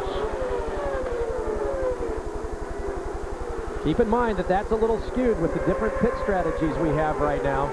The Lolas have been so good, not only on the ovals, which everyone predicted during winter testing, but also on the road courses. Cristiano D'Amata giving them their first win of the season at the season opener in Monterey. Now Dixon closing in on Tracy, 4th place, as the lead pack begins to bunt. Here comes Vassar, Fittipaldi, and Kenny Brack. Entire front of the field beginning to compress now, but again, different cars, different strategies. All of them coming to figure out in about 61 laps as we enter the last 10 laps of the race. We've got 16 cars on the lead lap, any one of which, including the rookies in this field, that are so impressive and so strong that can win this race given the right opportunities and strategy.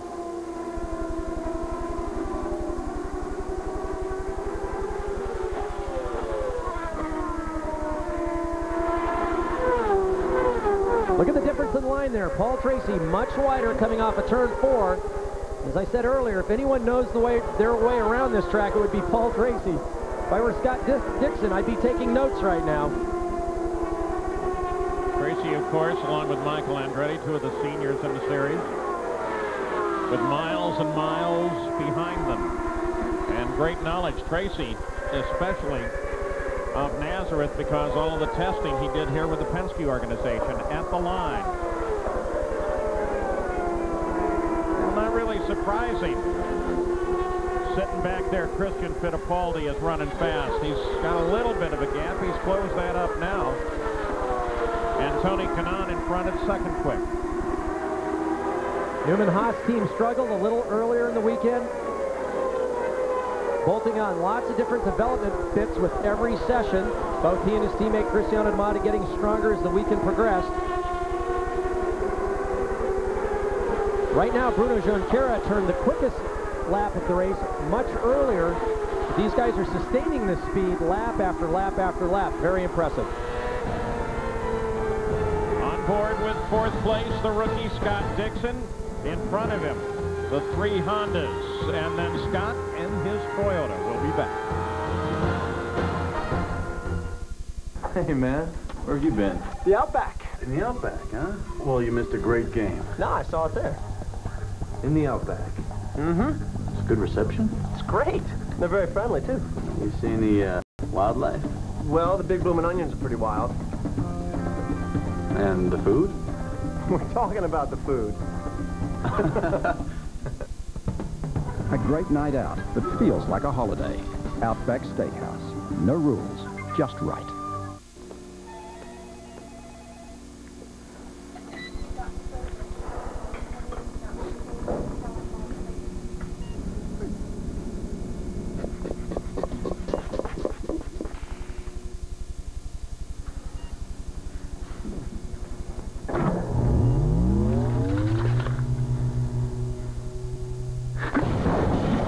All you want, but nothing can replace the rush you get from a Kawasaki Ninja.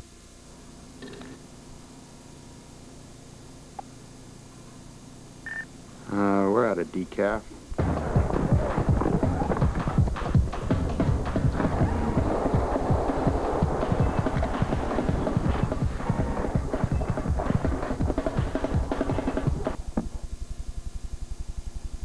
Nextel.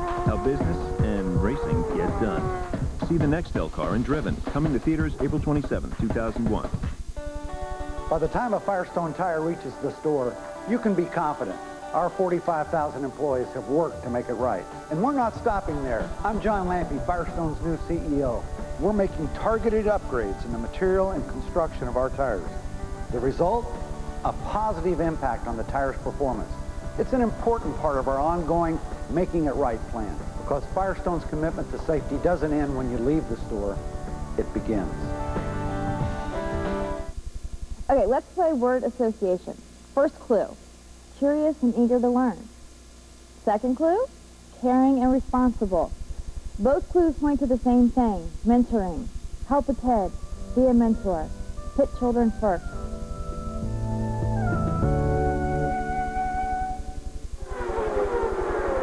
Back at Nazareth Speedway, there are the current standings. You'll notice that Brack is now 5th. While we were away, he just suddenly lit the wick and came charging as hard as he could. Here's how it happened. First, it was this move on Christian Fittipaldi. Exit speed and horsepower. Goes around Christian Fittipaldi on the outside of the King. A very, very prodigious move. Jimmy Vasser was next. Once again, remember, these strategies are now playing out. He just powers right by Vasser. And now, at the front of the field, Nakano sticks his nose right up underneath Tony Kanaan's wing. And Kenny Brack has made it now around Paul Tracy. This is the strategy playing out, as we said. There's more fuel available, more horsepower. Kenny Brack, the dominant driver with Team Rahal since the beginning of the season, says, this is my race, I want it, and I'm coming forward now. And now it's rookie Scott Dixon, currently 3rd, that Brack has in his sights.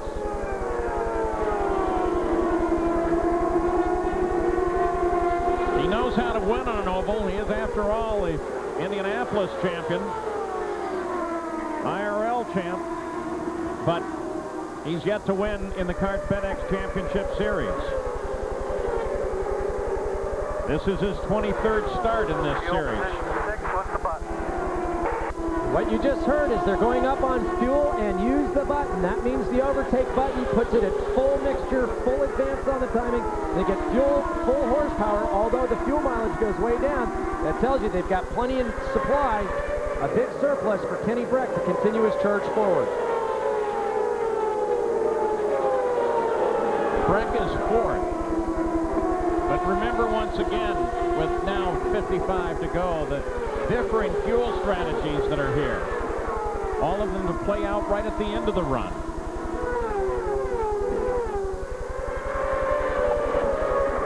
Got a couple of fuel estimates that we're working on. First of all, we'll show you Tony Kanaan. Should be in pretty quick. Black flag has been displayed to Alex Zanardi, bringing him in.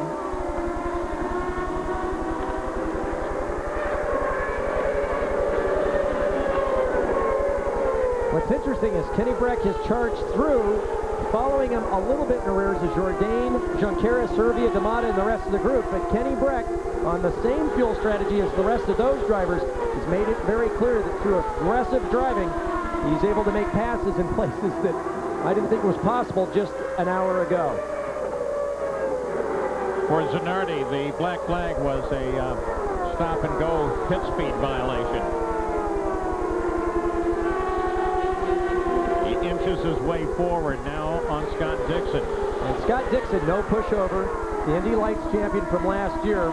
Very, very good driver here, driving for Bruce McCaw and the Pac West team. I do want to show you how Brack got by Paul Tracy. Well, let me tell you.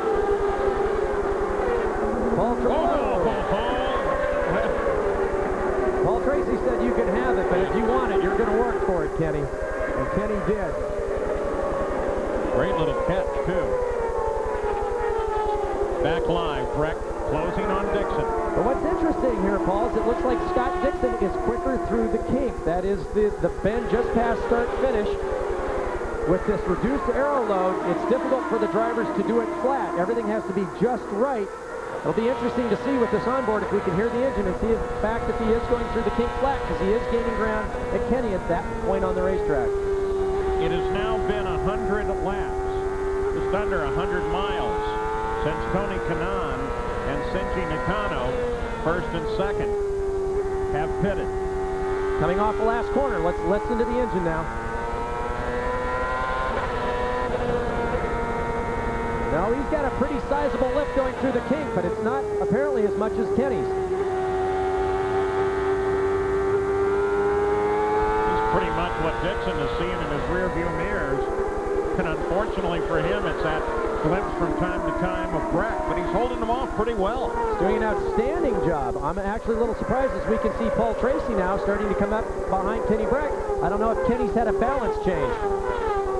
We suggested Jan Beekes that Shinji ought to be in just any time now. Yes, he has missed the pits twice. Tom Anderson on the radio screaming, pit, pit, pit, because he is desperately low on fuel. He doesn't hear the radio call. He'll fuel the engine any moment. Yeah, we predicted 5 laps, and now we've got him on empty. Keep in mind, the drivers do have a fuel counter on their display. They give them a number that's taped to the steering wheel that says, hey, if this counter gets to this number, you better be on the way into the pits. But this is such a busy place.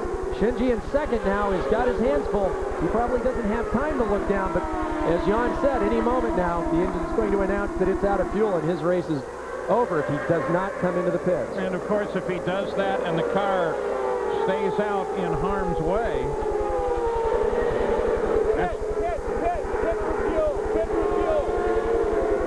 Tom Anderson, one of the owners, he still keeps it out. I was going to say, if he stops out there on the track, that'll bring out a yellow, and then all the strategies go again. Brack looks inside of Dixon. Now they have radio communication. The driver has the fuel display. They also have pit boards hung out over the outer wall of the pit. And finally, Shinji got the message. I can only guess that the fuel alarm started blinking and it finally got his attention. So as Shinji Nakano comes in, Jan Beekes waits for him. And they're going to go ahead and change some tires here as well, Paul, which is somewhat surprising. I thought they just dumped some fuel in and get him out of here, but they're going to go ahead and change 4 tires. And the thing's still running, so he did have some fuel. Not the fastest stop in the world, but thankfully he got the fuel he needed. Well, we would expect that Tony Kanaan would be in shortly as well. I'm sure they decided to go ahead and put tires on because it wasn't going to matter much if they stopped and with a quick stop and go, or if they put the tires on because, as you mentioned earlier, the roll in and roll out. Gary Gerald. Well, we were just checking on Scott Dixon, the former Indy Lights champion from a year ago, and his rookie season with these guys. And Russell Cameron is normally hooked up with Mauricio Guzman, just told us, no, we're good to go the distance. We thought he was going to have to come in to top off for fuel, but they're saying that's not the case. Well, and that's great news for Scott Dixon. Tony Kanaan is the one that we do expect in. And here comes Kenny Brack, now third, with Shinji Nakano stop. And still working on Dixon, though this time it's a battle for second. Don't count out Paul Tracy and Jimmy Vassar. They're there. So is Christian, Fittipaldi, Jourdain Jr., Junqueras, Servia, and D'Amata, all within a straightaway of one another.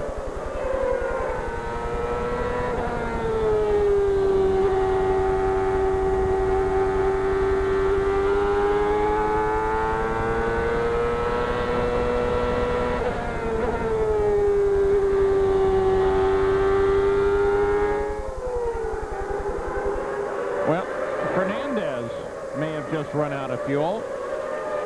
And Russ Thompson, our statistician up here, is calculating that Kanaan has run a considerable distance, maybe as many as 109 laps, but the pit's saying, no, we're not going to stop him anytime soon. We'll do some checking on that. So Tony Kanaan, the leader. Scott Dixon sitting in second. It's Honda, Toyota, Ford, top 3. You know, a chief executive is only as effective as the people around him. And so tonight, I see this as an honor for all our people. Their intelligence, professionalism, and their voice.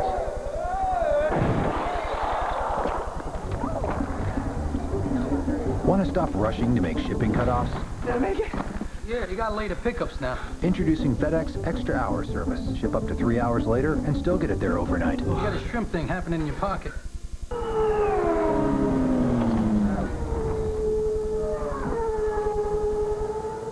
Hey, Alex. Hi, Michael. After you. Oh, no, after you. No, I insist. Thank you.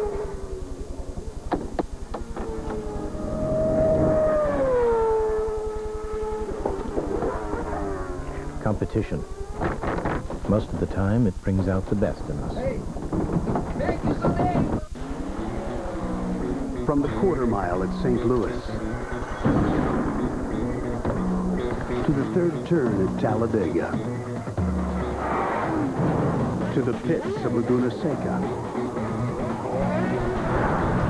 Wherever innovation is the margin between win and lose, the pros reach for the same tools you do. Craftsman, the official tools of CART, NHRA, and NASCAR.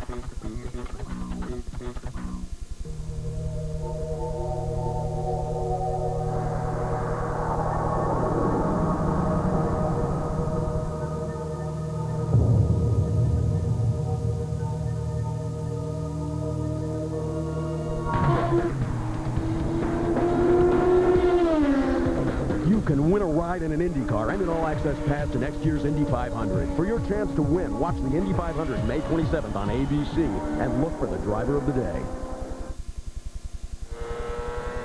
Well, figuring out where to put commercials in a race like this is a tough job, and the truck's been doing the best they can. Scott Dixon now has the lead. Kenny Brack into second, and why? We were right thinking about Tony Kanaan. Despite the fact his crew suggested they were going to keep him out for a while, his engine decided it wanted a little more methanol if it was going to do that. As he slowed, Scott Dixon took over the lead. And then as he headed for the pits, Kenny Brack thought he'd go to the inside. Well, wrong place to go. He had to sweep back to the outside and stay in second place ahead of Paul Tracy. But now he's climbing all over the back of Dixon. And Dixon should be pretty close on fuel, too. He sure should. The logic here is that if Nakano's got a Honda and Kanaan's got a Honda and they both come in at the same time and Nakano comes back in for at the end of his fuel run, that obviously Kanaan's got to be coming in sometime soon. Well, Scott Dixon came in as the same as that group. He must be making fuel out there. One thing I've noticed, though, with Kenny Brack is his car looks extremely loose.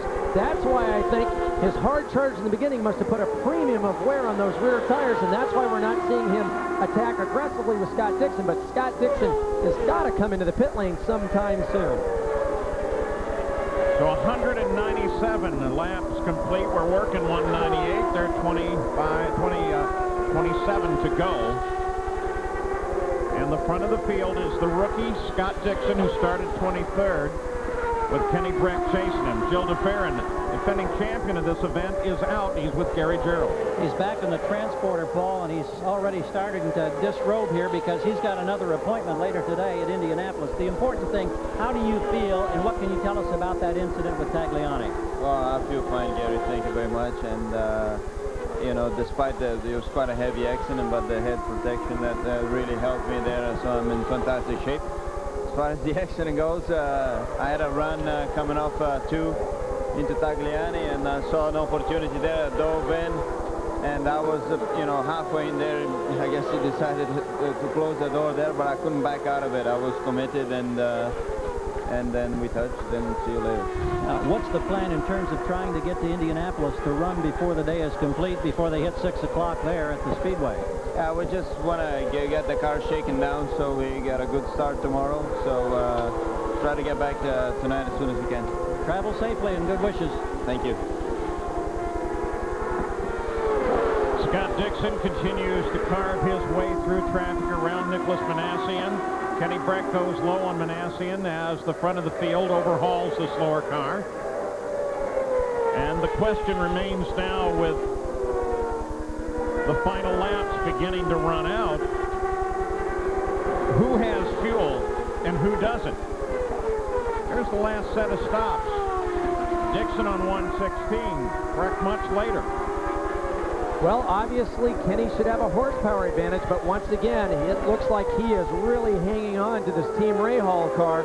We've seen and we know how quick Kenny's hands are and his ability to drive a car that's neutral to loose. And I think at a place like this, if a car starts to go loose on you, every time you turn the steering wheel, the car's trying to swap ends. And I think Kenny's just holding on, trying to push Scott into a mistake. We know how good this rookie is, and I don't think that's likely to happen. It's going to be all about fuel at the end. Well, and on the fuel, looking at those numbers, then Scott Dixon will probably be on fumes at the finish, but he may be able to make the finish. Jan Vikas. Well, Parker, you were talking about the looseness of Kenny Brack, and we just had a good display of that as he went through the kink here on the front straightaway. And at his final pit stop, they added front wing. And I think the reason is that they knew that they were going to be running in traffic, and that's when you need some more front wing. Now that he has to stand on it and try and really race to go to the lead, I think that's what's making the car loose. These things are so sensitive. I think you're exactly right, Jan. The longest day of my life came here at Nazareth a few years back. We're on the green flag lap. I was absolutely full opposite lock sideways as I went through the kink on lap 1, and then the car went loose from there. I said, oh, please, I just want to go home. So Kenny obviously doing everything he can. Scott Dixon driving as hard as he possibly can, conserving fuel and just keeping Kenny Brack behind him. Magnificent job for two completely different reasons from both of these drivers. Scott Dixon still leading it, Gary. Yeah, we go inside 20 laps to go, and there's nothing but optimism down here. We heard one report to indicate that he is running full rich, so he's got plenty of fuel to go, and that's amazing when you consider that that stop came, I think he said, at lap 112 or 116. This may be the longest run we've ever seen here at Nazareth in the 15 years the Champ cars have been running here. Max Wilson tried to swing out of the way and almost put Dixon in trouble. He recovered nicely, then got around Manassian. Now Brack has cleared Manassian as well, and Tracy comes up to clear him. And just below our position are all the spotters for the teams, and we're doing a little bit of let's make a deal here. As the leaders are coming through the slower traffic, there are some conversations just below us. Hey, can you give us a break? Can you move out of the way? We're coming, because it's really going to help our cause. You don't know if maybe some favors called in now will play out in the championship as the year goes on. There's first and second. There's third off the corner, and fourth, Jimmy Vasser. All within a very short straightaway of one another. I spoke to Jimmy earlier today, and he said, I've got a car that can win this race. Coming through the field might be a problem, but he said the car was very stable. Another guy like Michael Andretti with just a wealth of experience, very successful on the ovals, and know exactly what the car needs in order to get the finish line at the front. This is playing out well for Pat Patrick, his team, and Jimmy Vasser. And they are getting, we are told, 2.4 to 2.6 per gallon, and they're good for the rest of the distance, so it's a very impressive run for these Pat Patrick drivers. Jimmy Vasser closing a little bit on Tracy now. And you look to the corner. He was a little closer last time by. So first through fourth, actually through fifth, Michel Jourdain Jr. Separated, but running as hard as they can.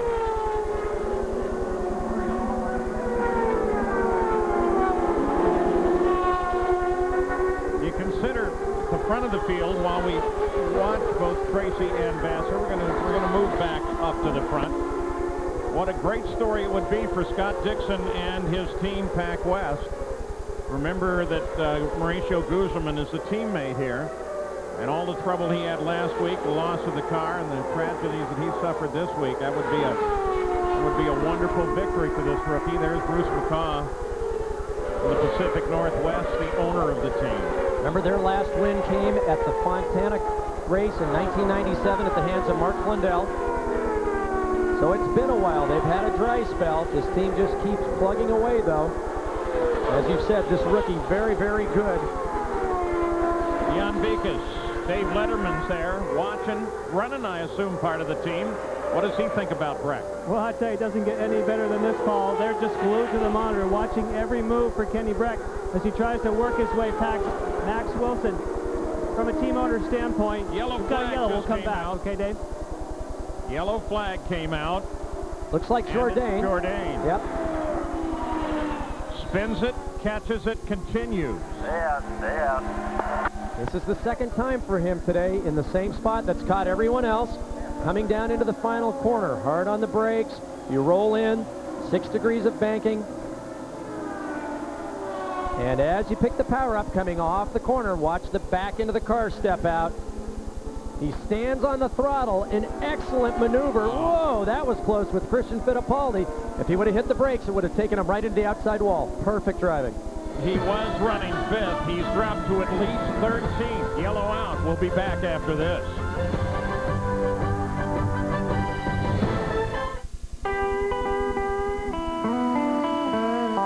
Well, it's that time of year again, and you're stuck in the heat watching the mercury rise.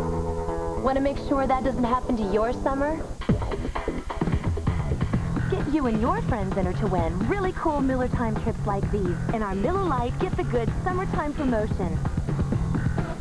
Pick up your Miller Lite Get the Goods entry card wherever you see this display.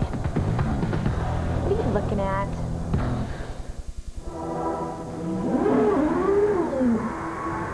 At 160 miles an hour, your heart rate triples. At 200 miles an hour, your muscles strain and distend. At 230 miles an hour, it's not uncommon for headaches to begin.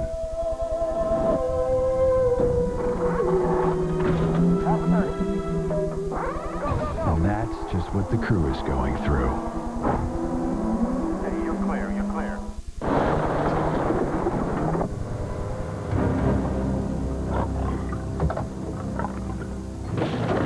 Put the food down, walk away, nobody gets hurt.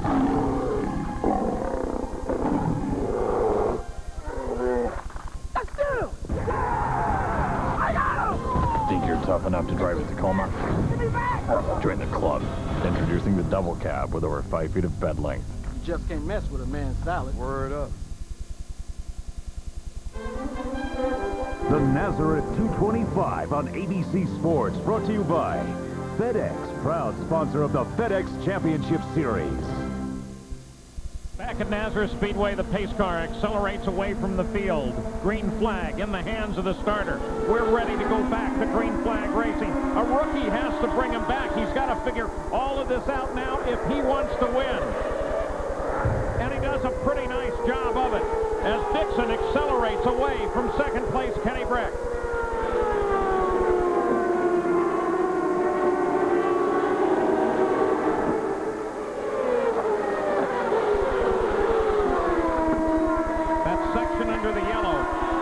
Dixon, if, and we're absolutely sure it is, if fuel is a factor. We can still see Kenny working the wheel. Keep in mind, during that yellow, he's maximized the weight jacker, the anti-roll bars in the car, everything he can to get the looseness out of this car. You can still see the back of the car is quite nervous. Boy, think about Dixon. You got one of the best oval racers in the business right behind you.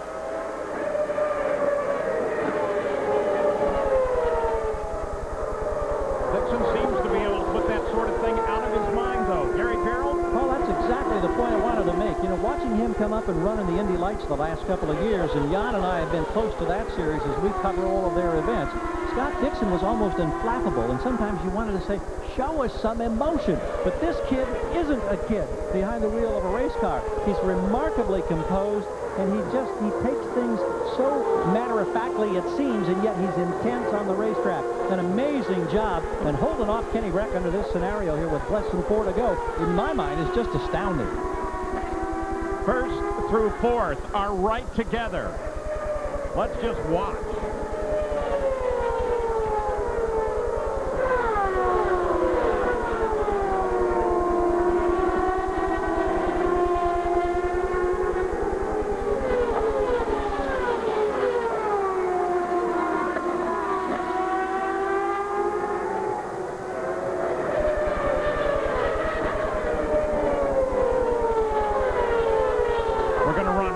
Tight on time here. In all likelihood, we won't have an opportunity to talk with whoever wins this race.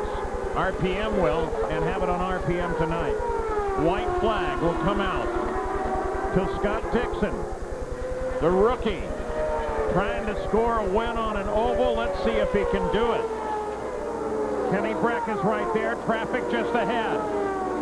He's just got to negotiate this traffic. Kenny Brack drops back a little bit. Kenny Brack moves to the inside.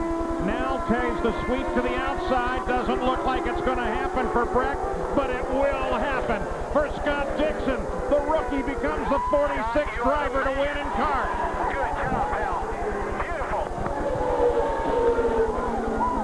He scores his win in his third start. The 5th win for Pac West. Let's go to Gary Gerald. Bruce McCall being congratulated by this crew. You can hear the radio in the background. Everybody coming over to congratulate 97 Fontana the last time. Bruce, what are you experiencing? I know this has been an emotional weekend considering what Mauricio has gone through. To now have this kid deliver like this. It's just fantastic. We're just so thrilled that Scott's done a great job, and it's been a long weekend for us, but it's a great way to come out of it. So, and Mo, we miss you and thinking about you and your family. Great job, Paul. Great day for the team. An incredible day for Scott Dixon. Amazing racing maturity from a 20-year-old. As Gary said, unflappable. He just goes about his job and says, that's what I'm paid to do. I'm a racing driver. He was so excited crossing the line. We've got one replay for you, and hopefully we're going to get it up. Here it is. Look at this. He bumps with Wilson as he's coming to the win. So Scott Dixon, a rookie in his third start, has taken the victory. Kart now heads on to another oval 2 weeks at the Twin Ring Motegi in Japan. The Kart FedEx Championship Series. It's the Firestone Firehawk 500. And it will be right here, May 19th on ABC. ABC Sports is online at ESPN.com. Keyword ABC Sports. I'm Paul Pate for Parker Johnstone, Jan Beekes, and Gary Gerald. This is ABC Sports, continuing the tradition of excellence.